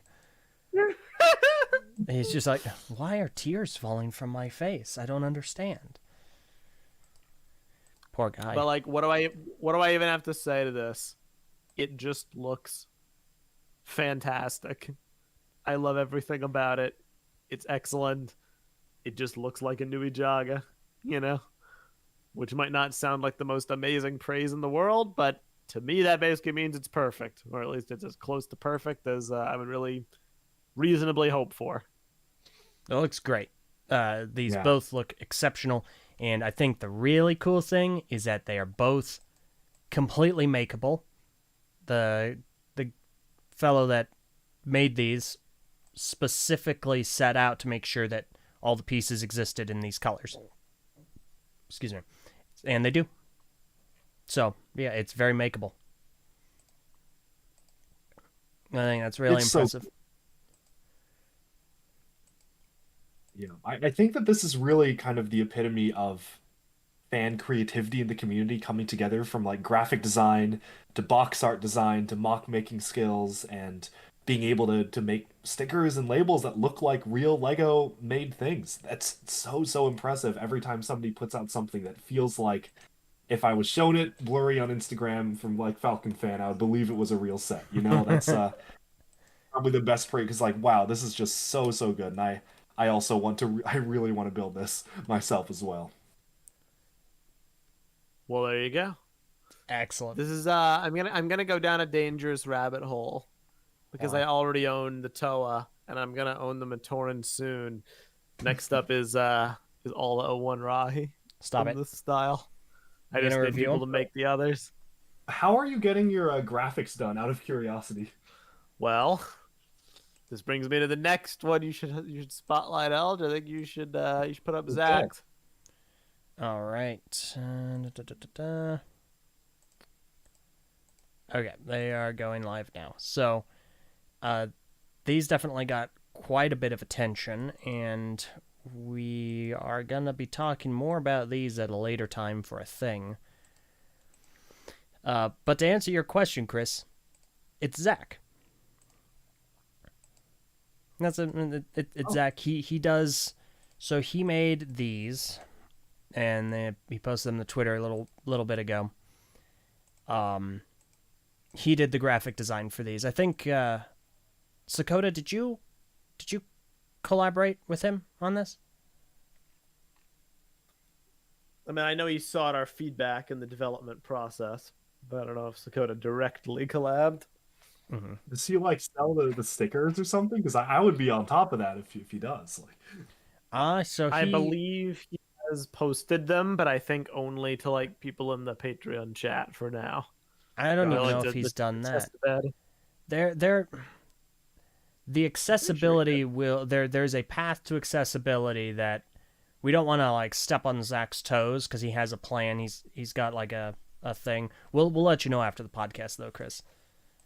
Thank you. I mean, hey, whenever like I would love to. I mean, this is so cool. So I definitely would love to have physical versions myself as well. It's a developing thing that we should have news on within a day or two. Yeah. Well, I'm quite excited. Stay tuned to TTV then to find out. Please. Thank you. Um, So, I'm a yeah, little biased, and maybe it's because Zach's my friend, but these are my favorite iterations of the Toa thus far because they do a really, really rock solid job of keeping parity with the original gift purchase. a But lot of the mocks I've seen, and we have some on the slideshow, they're awesome, but they deviate a little too much for my tastes. Um, Even if they're better in some ways, even if it's objective improvements. The Zach's challenge with doing these was not to necessarily make like the best mocks in the world, but it was to make them as close to Tahu as is possible. And I think he knocked it out of the park with it. There are 2 points of problems that he ran into, and it's a completely subjective thing. Number one was Golly's colors, because it was like, well, not all the parts exist in her original shade of blue. So if you wanted to mimic the original shade of blue, some of the interspersed parts would have to be Mata blue. the secondary blue, specifically, Yes, the light. the secondary. I think blue. some people call it medium blue. Yeah. Not all the parts exist in medium blue, so you would have to intersplice them with Mata blue, which kind of breaks with the color flow. Or you can make them in the shade of Takua from the GWP, which I believe is medium azure. Yep. Am I right? Yep. Okay. I think and all the it's, parts exist in medium azure. I think it's medium. Chris, Takua's mask and they give it purchase. It's medium. Is that medium or dark azure? Medium, I want to say. I think I'm not like the biggest like. I feel like I might get the color wrong on that. I want to say medium. And to provide an example of what I mean for people in our patron chat, I'm gonna steal Zach's thunder and post his comparison picture. This is kind of what I'm getting at. So it was a challenge, and it's entirely preferential. I am opting to display mine with medium azure because I think it makes the most sense to do it with Lego's current color palette, and I just like the uniformity. But your mileage may vary. I'll go ahead and just post that up on the screen just so people have that comparison point. By all means. Because I know that's a big deal for some people. And again, if you're the kind of person who likes to paint parts, or if you are the kind of person who does not mind deviations from the GWP Tahu, when you build your own, you could swap the parts out for whatever you'd want. But for the Zach Challenge team, these were his constraints, and I think he did a good job trying to accommodate both sides. Yeah. And then the second big issue after Gale was the Kanohi Akaku, however you pronounce it, which I've noticed as people are making their own Toa builds, that is the single most divisive mask because it's the hardest one to do. I've seen so many people try their hand at it, and there's something about it that always just looks a little off because it's hard. It's hard to do a small circular mask design like that, especially with the telescopic eye attachment. But Zach's is by far and above the best that I've seen because it keeps the shape of the original mask, which is the most important bit. I don't want a square Akaku. Maybe the Akaku Nuva could be better being square because the shape has changed at that point, but it just wasn't working for me on this scale. Any of the attempts I've seen just didn't click. Oh, Sakota, you're a legend! So fast. Thank you kindly. It's tough because I think that Zach did a great job. I think it's a really hard thing to try and make. I have struggled significantly with whether I like Zach's masks more or I like MSW. Oh goodness, what's the rest of their username? MSW41. So they made some masks that I find myself quite partial toward. And it's really just a competition between theirs and Zach's. and I'll go ahead and put them up on screen. I'm curious to know what you guys think of these, because I think these do a really, really good job of capturing the style. Let's see. Was this a picture in my? I added it to Is in the doc? the gallery. It's in the patron chat. Cool. Thank you. See, I have issues with this, but it's not so much the decals as it is the builds. Mm-hmm. I think the builds deviate too much for me to get behind these.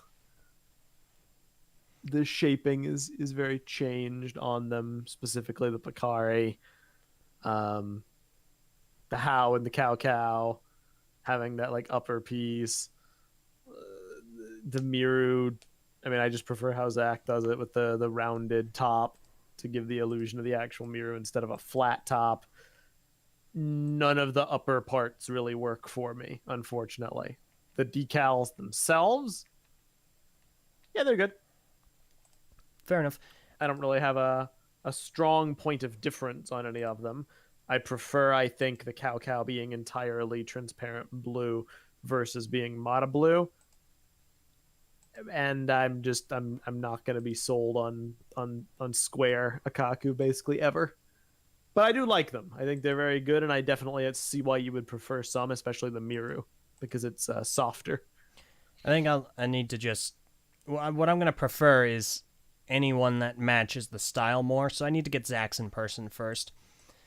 I will say that I think it's wonderful that there is so much difference in deviation. There are so many options that I agree. all look really cool, because I think MSW did a great job. And I think Zach did a great job. What do you think, It Chris? makes me smile. Yeah, I mean, I think that for these, I like the attempt to use like existing Lego pieces to replicate some of the texture of the old masks. I think I'm kind of in Meso's camp where a lot of it doesn't quite work for me. Like I can see what they were going for with that piece over the How kind of has the intake, and then Onua's top part has like the grooves on the top of his mask, and then the Picari is the two things on the side. Yeah, it's an like especially using that old click hinge or that old hinge style for the cow. It's I can see like they're trying to get that piece shaping into it. I think this is the one time where I would feel like I would like it better if things were more uniform, like it's shown in the other builds, where it's a lot closer to what we saw actually from the GWP. But then again, like this is, I think, really cool because again, there's not just one way of doing things. I would prefer there to be other ways than for everybody to just decide on one way and then have there be no more creativity from there. But I like how everyone's doing the masks differently, especially the cow. Everyone's doing the Akaku differently. Oh yeah, That I do think is really cool. I agree completely. I think it's cool to witness, and I think we should definitely encourage people taking different like spins at it. We're seeing it a lot with like the Nuva too, as people like adapt the different designs to different like build templates. There's a lot of room for creativity, even on something as simple as like a decal on a tile, and that's really cool. I definitely, the thing that I'm happiest about is that there isn't a definitive iteration of any of this. Yep. There's so much variety. There are so many different ways of doing it. There's no wrong answers. There are just different answers, and I'm really excited about that. I've really enjoyed watching that develop and see how that happens. Every single mock that gets posted makes me unreasonably happy. So I ask that you all please do not stop with this. It's giving me the feels of like new Bionicle sets, which is why I feel the compulsion to collect them all instead of just being like, oh, cool mock and then moving on. There's a reason I actually want to own them. Yeah. So for the record, in case it wasn't made clear, I do own Zach's iteration of the Toa. He built them for me and then sent them to me, and like just bought them on Bricklink. So yeah, it makes me happy. All the parts are available for all of them, and stay tuned for some more details on them very soon. I think the I think it was like one more I wanted to talk about, and that was the display stands by Sparky. Yes. Okay. So Sparky made a bunch of Toa MOCs, but took it a step further and did something I have yet to see anyone else do, and made stands for each Ooh. and every one of them. And obviously, I mean, to my knowledge, the stands are definitely buildable because, well, they exist.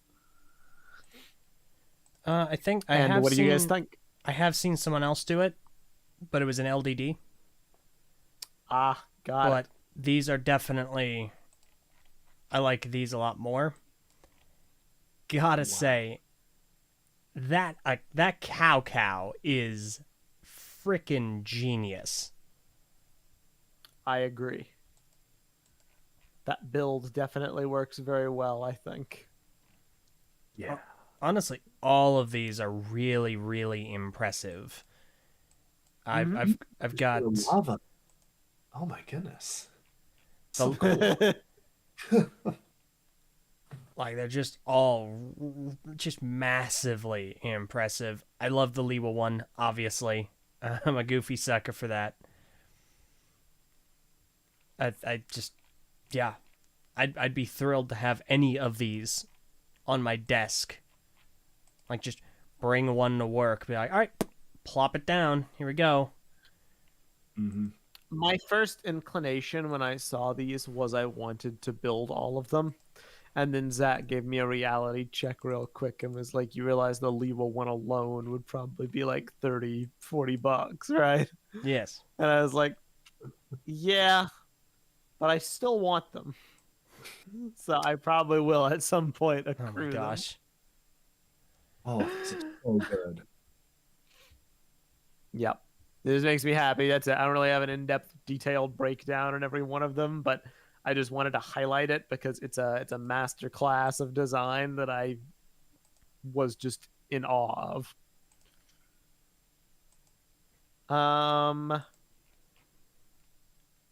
Yeah, why not? Elge, could you add another image to the stream, No. please? No. No, I'm kidding. What's up?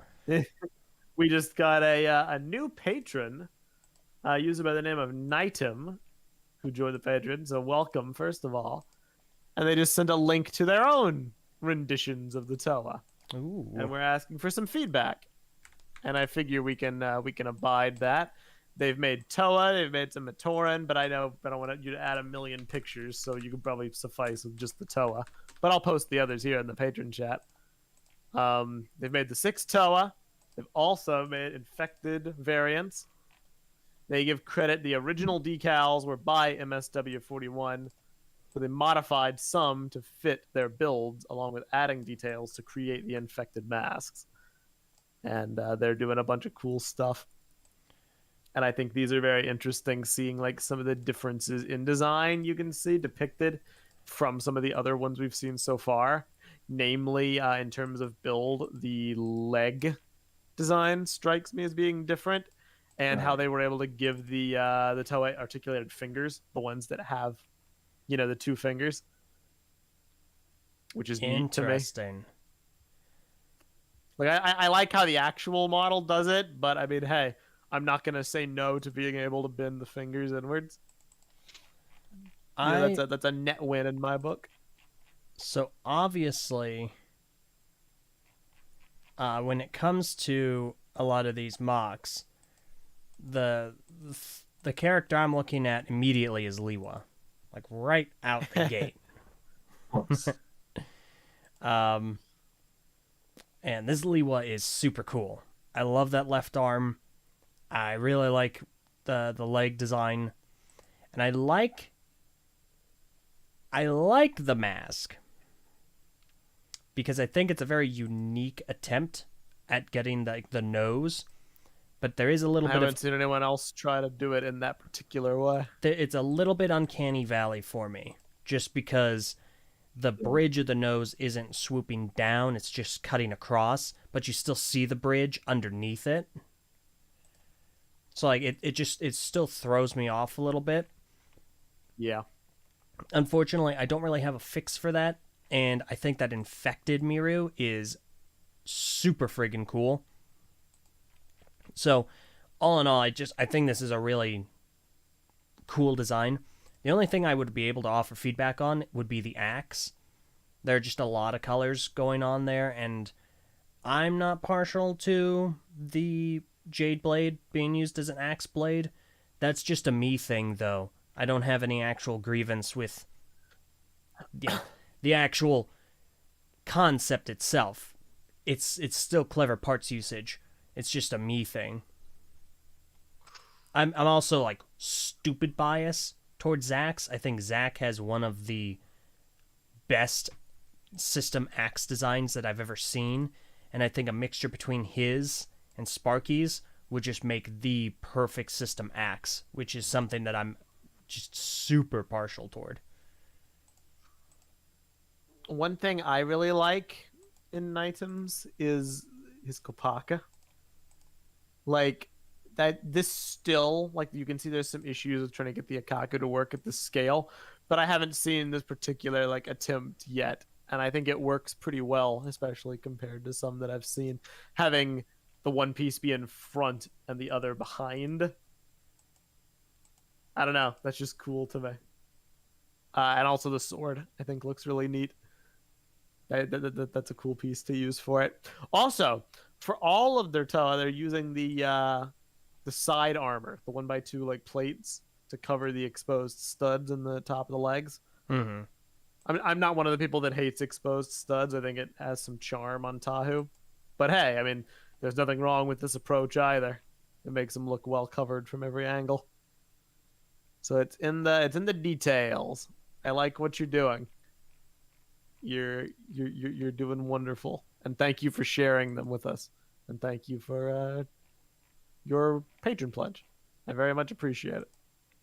Patronage, Meso? No, I'm kidding. It's so cool how like this just got sent, and we're able to look at this right now. I mean, yeah, it's really interesting being able to take a look at another version of what these are. I think I'll second Kopaka looking really good. I love the way the mask is done. Onua also just looks right to me. I don't know if it's just because like the way he's posed or the stance. Like he feels blockier and like chunkier than some of the other builds. And I don't know. I think that like the stance and the way it's done for Onua, just the silhouette of that is very distinct compared to the rest of the builds. I like how like each one of them is very distinct. Like they each have their own thing going on. Yeah, no, this is great stuff. I am very happy. All of this fills me with great joy. But honestly, yeah, you're welcome. Thank you. You're doing wonderful. Keep it up. The creativity of people just like will never cease to amaze me, honestly. The creativity of people never dies. There you So go. it never ends. Epic. You tried. I think that's all I really got. I don't know about you guys, but I didn't really have anything else I wanted to particularly highlight. Yeah. Everything is gonna be in the description below. So go ahead and check that out. Everything that you've seen here can be found in the description. So, and they're all just Awesome. super friggin' rad. I agree. Let us go ahead and polish off this show with a little bit of a light Q&A. If you have any questions. Whoa. Oh my. Okay. No. Hold up. Oh my Hold gosh. up. Hold the show. Stop. Whoa, whoa, whoa. You know what to do, LJ. Yes, I'm working on it. Put the second one up. Yeah, I was gonna do the second one.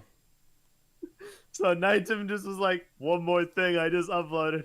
Yo, gotta do a stealth drop. Glow in the dark discs.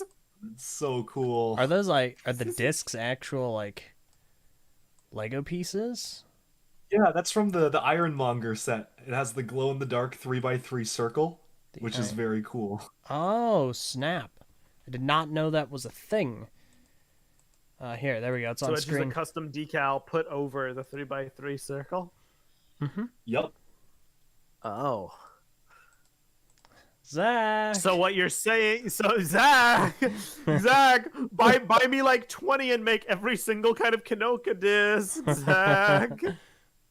But actually, though, Oh my gosh. before that piece skyrockets in the secondhand market, get them. Unless it already is. It's a relatively new piece, so it may already be somewhat expensive. Curious if you can get it on Pick-a-Brick. Oh, I think they should. that would make things easier. We have some research to do. I'm checking right now. But yeah, if any of you have any questions in the patron chat, in the YouTube live chat, go ahead and ask.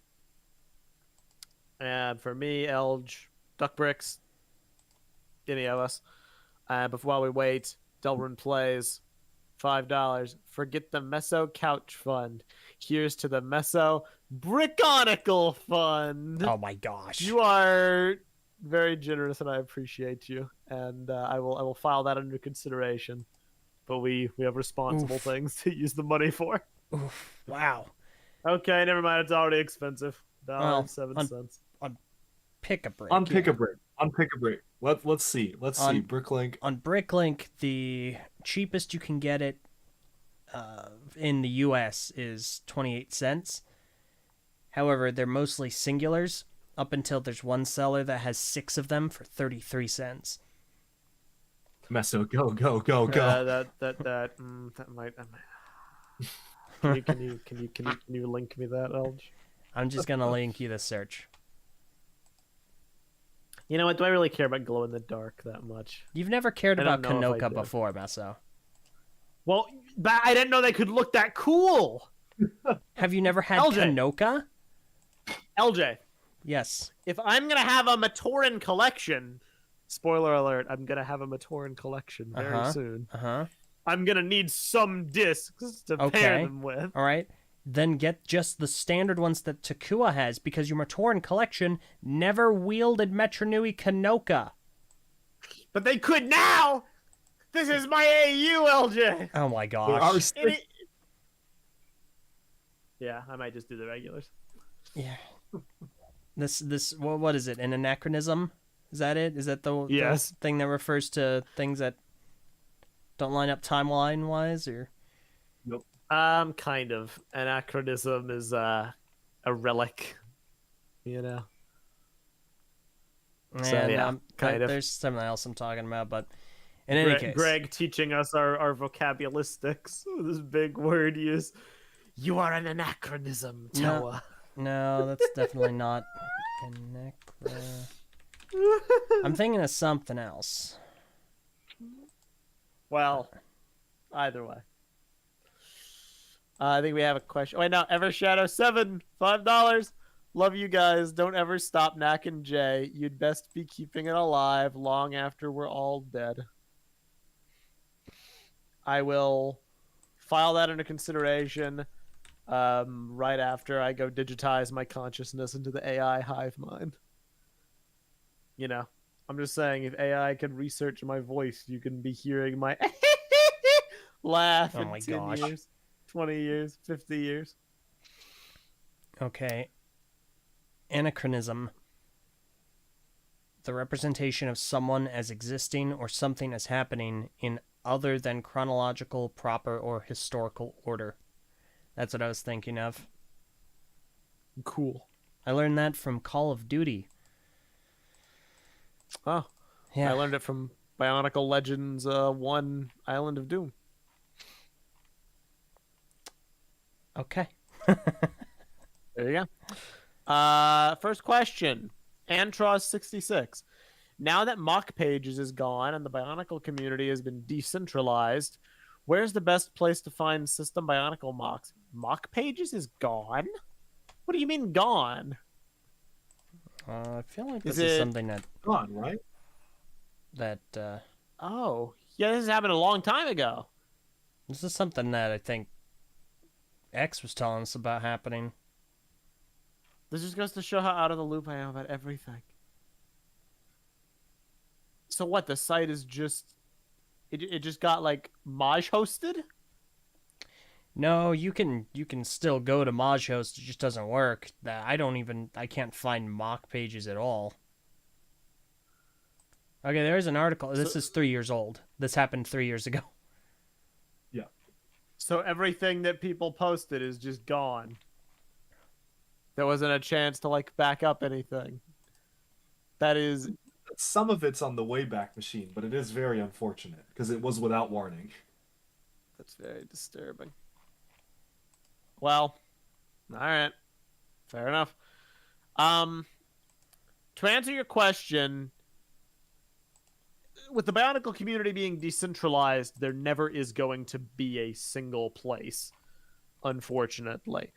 Which is it's a pro and a con to the centralization. Back when BZP was the cool site to be, and everybody went there, you could trust that there would always be a deluge of mocks and quality creative content over there. Back during G2's heyday, when we were the big cheese, you could always guarantee there was something going down on the TTV message boards. Nowadays, it's more evenly spread. I would say if you're looking to frequent mocks in the Bionicle community, nothing says you have to go to one site. The TTV message boards is still active.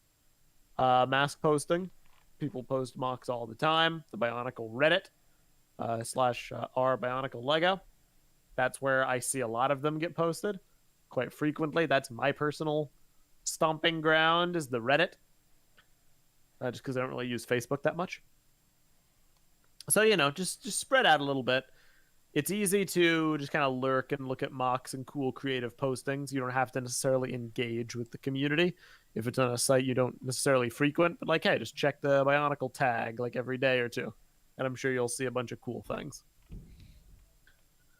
Bionic Punk mentioned a more detailed answer. Says mocks are now showcased on Instagram, Reddit, and Flickr. Yeah, Flickr and Instagram I'm not even remotely familiar with as community sources, but I'm sure that's completely valid. They're very active. Yeah. Fair enough. Levi Acosta, what do you think about the mocks you featured by Toa Corix? Well, I guess we may as well bring those up if it's a question prompt. It's not that necessarily we didn't have anything to say, just there were others I had more to say about. But since you ask, they're cool. I love them very much. Somebody made a handy compilation image of all of them in question, which kind of highlights the full breadth of what Toa Corix did. And you can see they made the original Toa, which we've seen several times over in this discussion, but also their respective Matoran, and Turaga, and Takanuva, and the legend himself, our boy, Voriki! We love Voriki! We love Voriki! Eljay, say it with us! We love Voriki! I would set Variki on fire in a heartbeat. Oh, Voriki's so cool, though! No, I wouldn't be cold. I'd be warmed by the fire of his burning, melting plastic. That's messed up. I mean, look, the Matoran are Matoran. They look exquisite, and I adore all of them, and I'll take 20. The Turaga and Takanuva are really the most interesting ones here. And the Turaga are very neat. I have very few complaints. I'm seeing a lot of Turaga concepts circulating in the community as everybody puts their own unique spin on them, and I think that Corix's look very solid. I think they look cooler than the actual Turaga that got made. Don't at me. Just stating facts. And Takanuva looks exceptionally good as well. The way they did the chest armor. And the shoulders, for that matter. I have no complaints. I've seen a few different takes on the Evoki, and this is by far the one I like the best, because I'm not too big on a lot of the other approaches, which just have that one like pointed plate piece going upwards, and it looks very flat. Not too crazy about that. So I like the curved approach that this one has going for it. But of course, you need to see it with a decal. What do you guys think? I'm always really interested in seeing builds that aren't the Toa come out of this because I think like while it's really cool to see the Toa, I've seen enough like or not enough, but I've seen so many different ones that it's always at least more interesting to me to see other characters being interpreted. So the Turaga, especially the way the masks are done without decals, is really impressive to me. Like the I think Nuju's is the one that really I think captures the look and feel of the Matatu. So that was really cool. The Matoran are, as you said, fantastic. I now am being edged closer and closer to wanting to collect Matoran myself in this style. Oh, that staff! I just saw the little like Takoro guard staff is so simple but so well done. And yeah, Takanuva I think is maybe I'm just a sucker for Takanuva. I think Takanuva is the coolest one. I always liked his design as a kid growing up, and he was one of my favorites, so I'm partial towards him. So that's very cool. These definitely look fantastic. I think the Traga are great. Also, don't think you were going to sneak that comment by Meso without a repercussion. Hello, everyone, and thank you so much for listening to Duck and Jay, the Bionicle right. podcast, which is only ever and will only ever feature myself, LJ, and DuckBricks. They kicked him off because he spoke the truth. No, we did not. We kicked him off. I can't wait to because see he my lied. GWP Borak Va. Oh yeah, I can't wait for someone just make the first one and just make it awful. Meso works in visuals, so like if you just make it awful, that's where that conversation ends. So just like ruin it now. No, I'm kidding. That's messed up. These look great. I'm not partial to the Liwa, unfortunately. I'm not big on the axe design, and I'm not big on the Miru design, though I appreciate the creativity and the uniqueness of those designs. It's just not something I'm partial to because I love the actual design so much. Well, there you go. Sharnak, think the aftermarket will get as bad as the Rock Raiders Chief? Seriously, don't look up the price for the Rock Raiders Chief. I'm doing See, it. I could do that, Sharnak, or I could look up the price for the Rock Raiders Chief. Oh, one's painful. I don't think... Is there a set called Rock Raiders Chief, or is he just saying Rock Raiders Chief? I think it's a minifigure. It's a minifigure. I bought it like a month ago. Did you? Yeah. How much did you spend? Let me pull up my video because I've blocked it from my mind. Are you comfortable saying how much you spent? DuckBricks Rock Raider Chief. Oh no! I spent $400 on it. What? Well, you know what? You're getting a better deal than the current market, at least on eBay, where the cheapest it's going for is $500. Whoa! I'm pretty sure I bought the cheapest one I could find anywhere, and I had been hunting for like months to find it for like any cheaper, and it literally like, 400 was the cheapest. There are a number of reasons behind why it's like that, but like, yeah, that's it is what it is. So, actually wild. For starters, that's crazy. I did not know that was a thing. Oh, it came with like a mini set in 2000. The reason behind why it's that expensive and why I hope the Bionicle market doesn't get that bad is because he never came in any of the actual Rock Raider sets, despite being the de facto main character. He only appeared in a figure pack, which was sold either at Legoland in the UK or you had to mail order it in. Like you had to mail Lego an order form to get it, and that was literally the only way you could get the figure. The Rock Raiders game is also really popular and kind of has had a resurgence over the past few years. Like people are modding it and making it modernized. It's kind of like StarCraft, but Lego Rock Raiders, which I guess the Mars Mission Online game was kind of like that. But the game is really popular now. Chief is like the big guy in the game, and that was literally the only way to get him was like mail order in the US or UK Legoland. Wow. So I hate to break it. Oh, sorry. Continue. Oh no! Go on. Yeah, I hate to break don't it. Tell me there's a cheaper one though. I hate to break it to all of you, but the Bionicle secondhand market's already there. Yep. Like, we're at that point. It's just with masks. It's not even just with masks. It's with stupid stuff. Like, I, I mean, no disrespect to anyone that collects things like Krata. I know somebody earlier thought I was giving you flack, Chris, but no. Give me all the flack.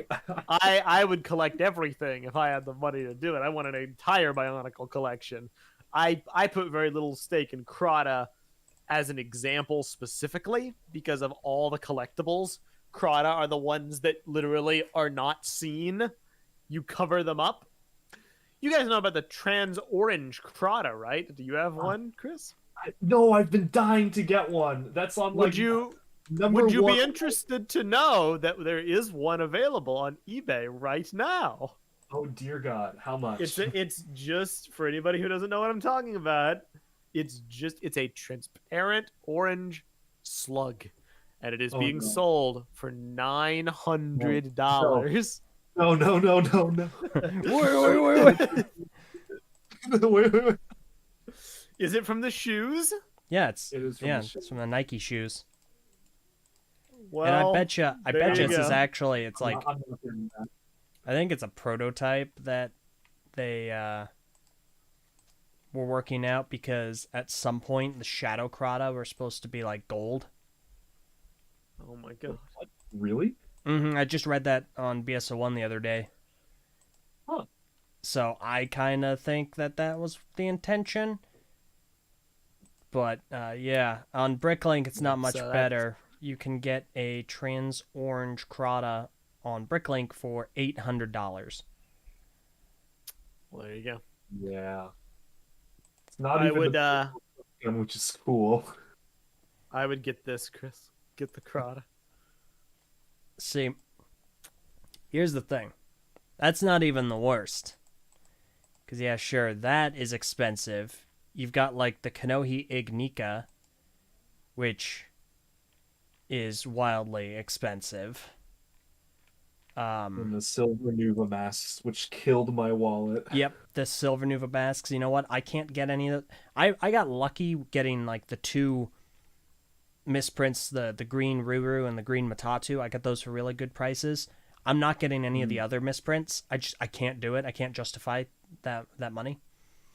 But no, the coup de grace, the tip of the top, the icing on the cake, the most expensive Bionicle piece aside from the Platinum Evoke. And this is to tell you, we're here. We're already at the secondhand mask market it's crazy. It's the Inside Tour 2015 Mask of Water. Yeah. Chris, did you see what the last one went for? That was probably me who bought it, so Wait, maybe. what? Did you buy it in December of 2022?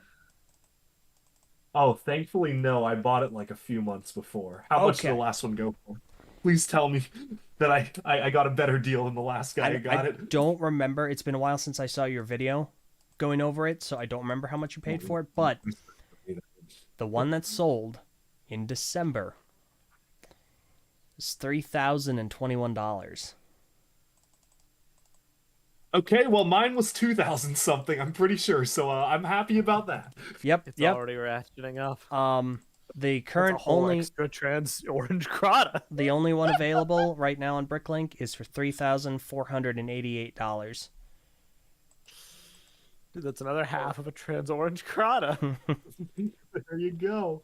This is how we're gonna measure this by now. The $900 slug and the $3,500 transparent blue piece of plastic. There's a reason why I have, like, in my recap finale, the original one from 2016, I have a special thank you for the guy that sold me the one that I have, because I got that guy. Thank you. He was a fan of ours, and he sold it for me for a really good price, which was still the most I've ever spent on a single plastic mask, and I think I'm gonna keep it that way. Respectable. But see, Elge, that's the beauty of it. If at any point you get like bored of it, you can just cash it in, and then you can buy 3 trans orange There Kratas. you go. You know It's what? like the Krata value exchange. Let me think about that. No. I mean, at this rate, you'd be breaking even eventually, because then those are gonna balloon in value. Oh. It's weird, man. It's a weird time to be alive.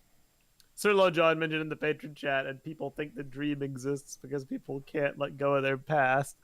Yeah, I mean, I don't know whether that's referencing me earlier. I was being derisive towards like the dream and stuff. I get it. I get the secondhand market concerns. It definitely is a bit like depressing to look at all this and be like, yikes, it's so unattainable nowadays. I get it. Boy. All right. Another question. This was from Bionic Punk. Are there any possibilities to have G3 revived in the format of GWP, Tahu, and Takua? Like, I don't need the same characters, just characters in the style. That's the ongoing question, isn't it?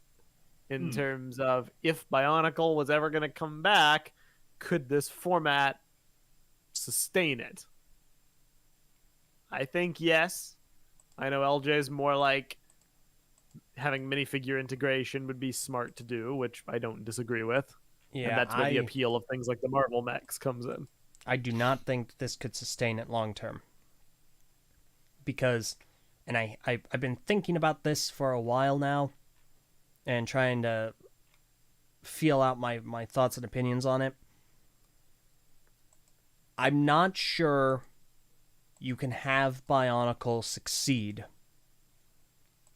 without collectible masks and mask integration as a function. I haven't given this a terrible degree of thought yet. I haven't like worked it out or discussed it with anyone, but right now my shallow stance is that I'm not sure a Bionicle exists without masks you can collect and masks you can knock off of other characters or creatures. I don't know if I agree, but I also don't know if I disagree. It's a good point. Because that is a big feature, and unequivocally the masks are the point which has gotten like the most criticism from the GWP among Bionicle fans, and also just in general. People are like, oh, it doesn't really look good, just print it on like that. I think it looks like, good. Well, I think it looks good, but it is missing that component entirely. I think they did a great job with it, but I also definitely feel like that is a huge part of Bionicle's identity. I think the rest could be system, but that mask component needs to hit. And I think it's a good point, because in 20 years after G3 comes, goes, and is ended, you're not going to see the random, 2x2 tile printed in a certain way go for $900 on eBay. I don't think you would see that happen necessarily, because there wouldn't be as much fervor about it. Yeah. So, I don't know. That's just kind of where I am right now. I just think that the masks were such a core part of the toy's identity. And the collectible mask packs were unfathomably genius. Like, I hope whoever thought about that at LEGO and also decided to put them in boxes and not bags, I really hope that person had a long and fruitful career in the toy industry, because that's genius from a LEGO perspective. True. But I also definitely think you sold mask packs nowadays at the price of collectible minifigures, 2 masks and some pieces to build with, like the originals. I just think that makes the most amount of sense. And I think it allows people to integrate with it more, identify with it more, characterize their own creations better. So, well, there you go. Yeah, that's what I got. Chris, there was a question for you. Oh, sure. So DuckBricks is also from Bionic Punk. So DuckBricks, will you review some of these Briconicle builds besides the Exo-Toa one, of course? Oh, almost certainly. I mean, unless y'all do it first. But no, I mean, I think for sure I would love to review some of them. I have 1,000 things on my plate to review. Like, I think LJ probably knows how that Yep. feels. Yep. But like, oh my goodness, like I still have to review all the winners of the past like 4 fanon contests because I got hooked up like or I got hung up reviewing all the dinosaurs from our dino contest, and I was like, I'm gonna review all of them, and that was maybe a mistake because that was like a big financial sink and time sink to like get those reviewed. Um, but probably at some point, that's the goal. I have to review a lot of other things first, and I'll be going away from my collection for potentially like a month and a half, 2 months. So it may be a long time, but hopefully someday.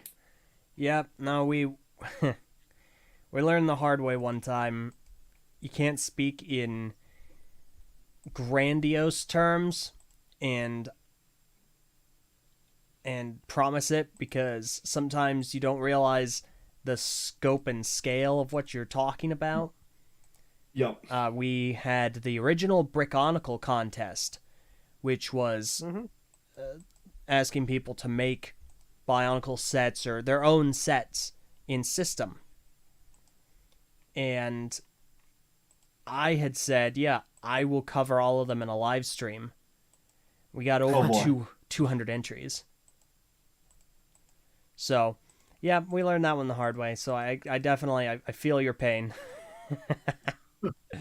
I hope those are like I hope those contests are still going well for you. I'm glad if they are.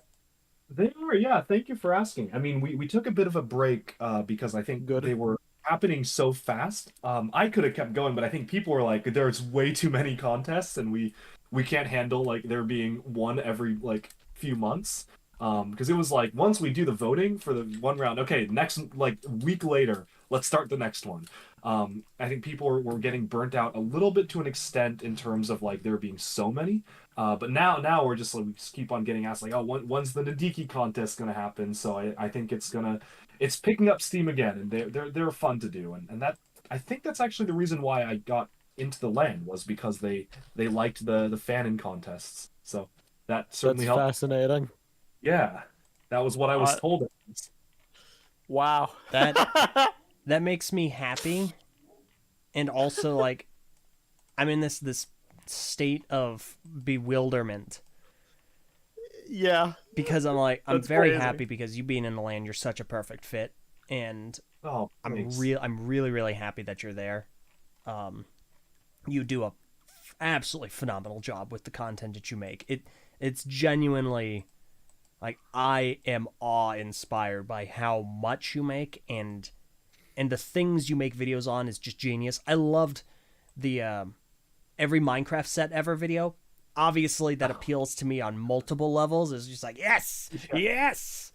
It's crazy. But the bewilderment is I couldn't ever in my life fathom something as really like great and positive being associated on that scale with the canon contests that we did because like don't get me wrong, like there are we've had some really great experiences talking to people at Brick Fair and people saying like, hey, these contests are really important to me, and it really gave me an opportunity to engage with it in a way that I might not have had otherwise. And it was really wonderful hearing that and getting to talk to people about it. But we're still suffering from the after effects. It's like it was brutal. Yeah. The GWP stuff is like, in Mask of Light, the Gali like healed Tahu from the Rakshi like poison with like the healing power of water. I feel like the GWP stuff is that healing water. Like I feel it. The more time goes on, the less I like think about contests, and like I see light again. The birds are chirping and they see the colors in the world, LJ. It's happening. I can taste the sweetness of the air. It's happening. Yeah. But that's awesome, dude. Thank you for sharing that with us. I've said this before and I'll say it again. I think I loved the canon contests when they were coming out, mostly because I didn't engage in the community and I only showed up to vote and showed up to like The best way. There you go. So that was, I mean, for me, I was like, wow, these are wonderful, fantastic. I don't think ever in my life I would never wish upon my worst enemy the job of running a cannon contest for the Bionicle community. I I Oh actually my It was a hard thing. I definitely would wish it upon my worst enemy, just because my worst enemies were involved in making those contests so miserable. So I definitely here walk in my shoes for a bit, kind of a deal. But I get your point. It was a hard thing, and I don't think we fully anticipated just how hard it would be. And I mean, we definitely weren't like equipped for it going into it. We were like, oh yeah, we can do this, just the two of us, and then it didn't work out that way. But well, I'm very glad that the spirit of them is being continued in a positive manner by what you're doing, and I'm glad it's working out for you, dude. Thank you. That's the hope. It's again, when I really appreciate the advice. I think me starting up the fanon contests is how we actually got to start talking, because You're I right. always I've always been a big fan of TTV, and I never really I always thought you guys were too big for me to approach to like do something together. I was like, wow, they're just Nah. like so I think it's been so cool getting to interact with you guys and do videos with you, and I'm glad that it came from that to an extent. Well, there you go. I'm glad That's too. awesome. There are, I think we definitely don't talk enough about the positives that came from those contests, and there were a lot. Like there were the vast majority of people that were involved or interacted with those contests did like them. They were very popular. They were very well received. It's just that some of the issues were big issues, and the people at a high level that we were dealing with did not have it wasn't goodwill interaction. So for us, we were mired in a lot of the negativity, but a lot of good things did happen from it. I think Bionic Punk sums up something that I've kind of felt for a while. Everyone was so up in arms against TTV cannon contests because they were restricting, but those Toa Haga hit all the marks. Best execution and use of restrictions to get designs close to real sets. It's something that Sunling Oranges remarked on Twitter when the final results came out. How he mentioned, these feel like new Bionicle sets. They feel like something like, this is the next wave. And I definitely feel like we got a lot of that. A lot of people were really happy. And it was a community effort, because the community had such a strong part in voting for them. And if it weren't for them voting in a way that they all agreed on, and the voting system that was used working in their favor to do that, I don't think we would have seen that to quite the same extent. I mean, it's an interesting parallel to draw, right? Because that experience that we almost didn't get to have because we were running them, so we didn't get those feelings on the same level as people who were like, oh, well, I got to get the parts and I got to build the sets and I got to enjoy them. You know, we were looking at it from the inside. Mm-hmm. But that feeling is the feeling I'm getting right now with the GWP MOCs.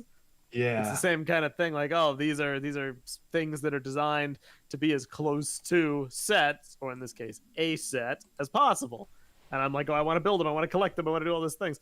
That's what people felt like with the contests. So, I mean, I'm glad that the spirit of that is still present in the community now, and I hope it continues to be through the fanon contests. Hopefully for a long time to come, until you run out of characters. In which case, that's the goal. That is the goal. that's the goal. Gold-skinned being win. Oh, Wait, hold up. Wait, hold up. No, what are you doing? Do I have to We're pick not. another? We're not doing the contests anymore. Uh-huh. So we don't have to worry about things anymore. Uh-oh. Which means what you said No, isn't no. true anymore, LJ. No. Wait, what? Chris, Botar's replacement. No. Oh, gosh, contest. dang it. No! Botar's replacement contest wins. Don't do it, Chris. Don't do it. You don't have to do it. Don't.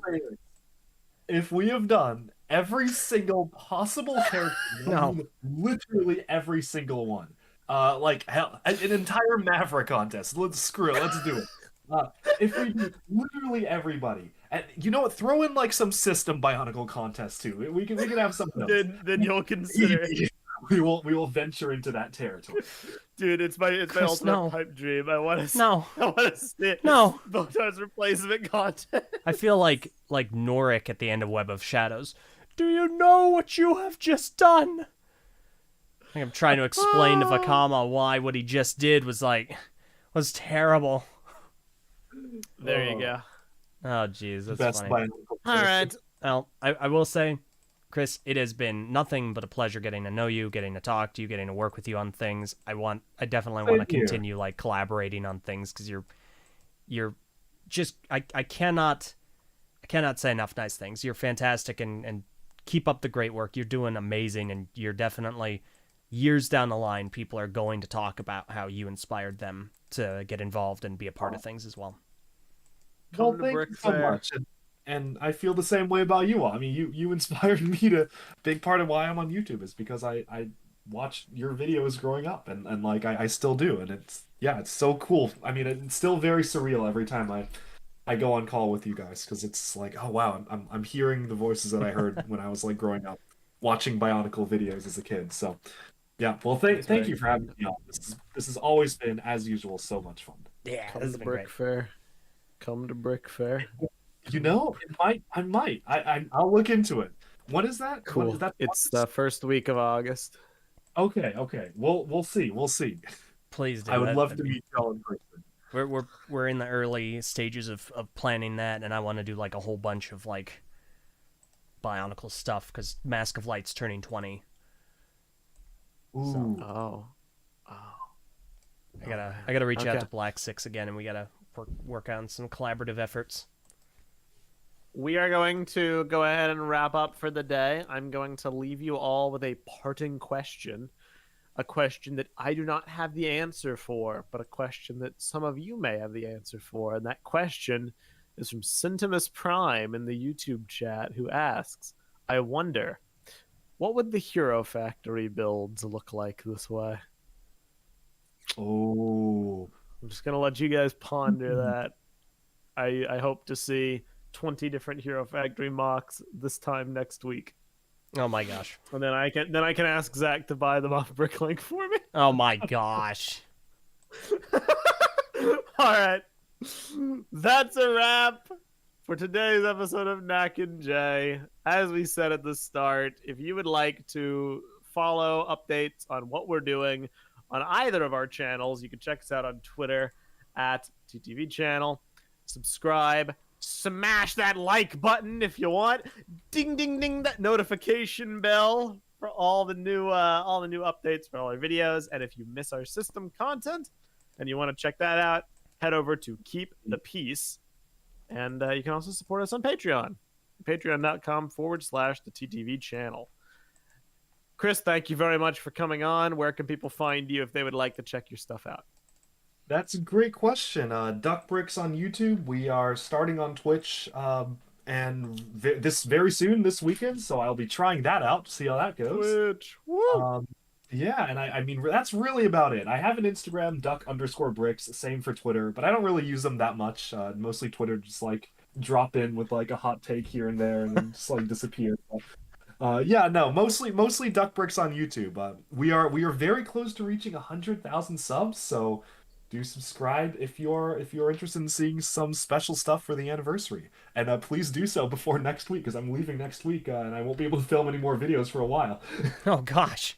Well, fair enough. I don't think we'll reach it before next week, but you know that's the extra incentive. There you go. Fantastic. I hope the Twitch journey goes well. And that's about it. We will see you guys very soon. We're going to have another episode of Knack and Jay hopefully soon. I can't promise exactly when, but I'd like it to be soon. And we're going to have another guest on for that one that I think you guys will really enjoy. So we're going to have a string of Knack and Jays where there's an extra person, which should be a lot of fun.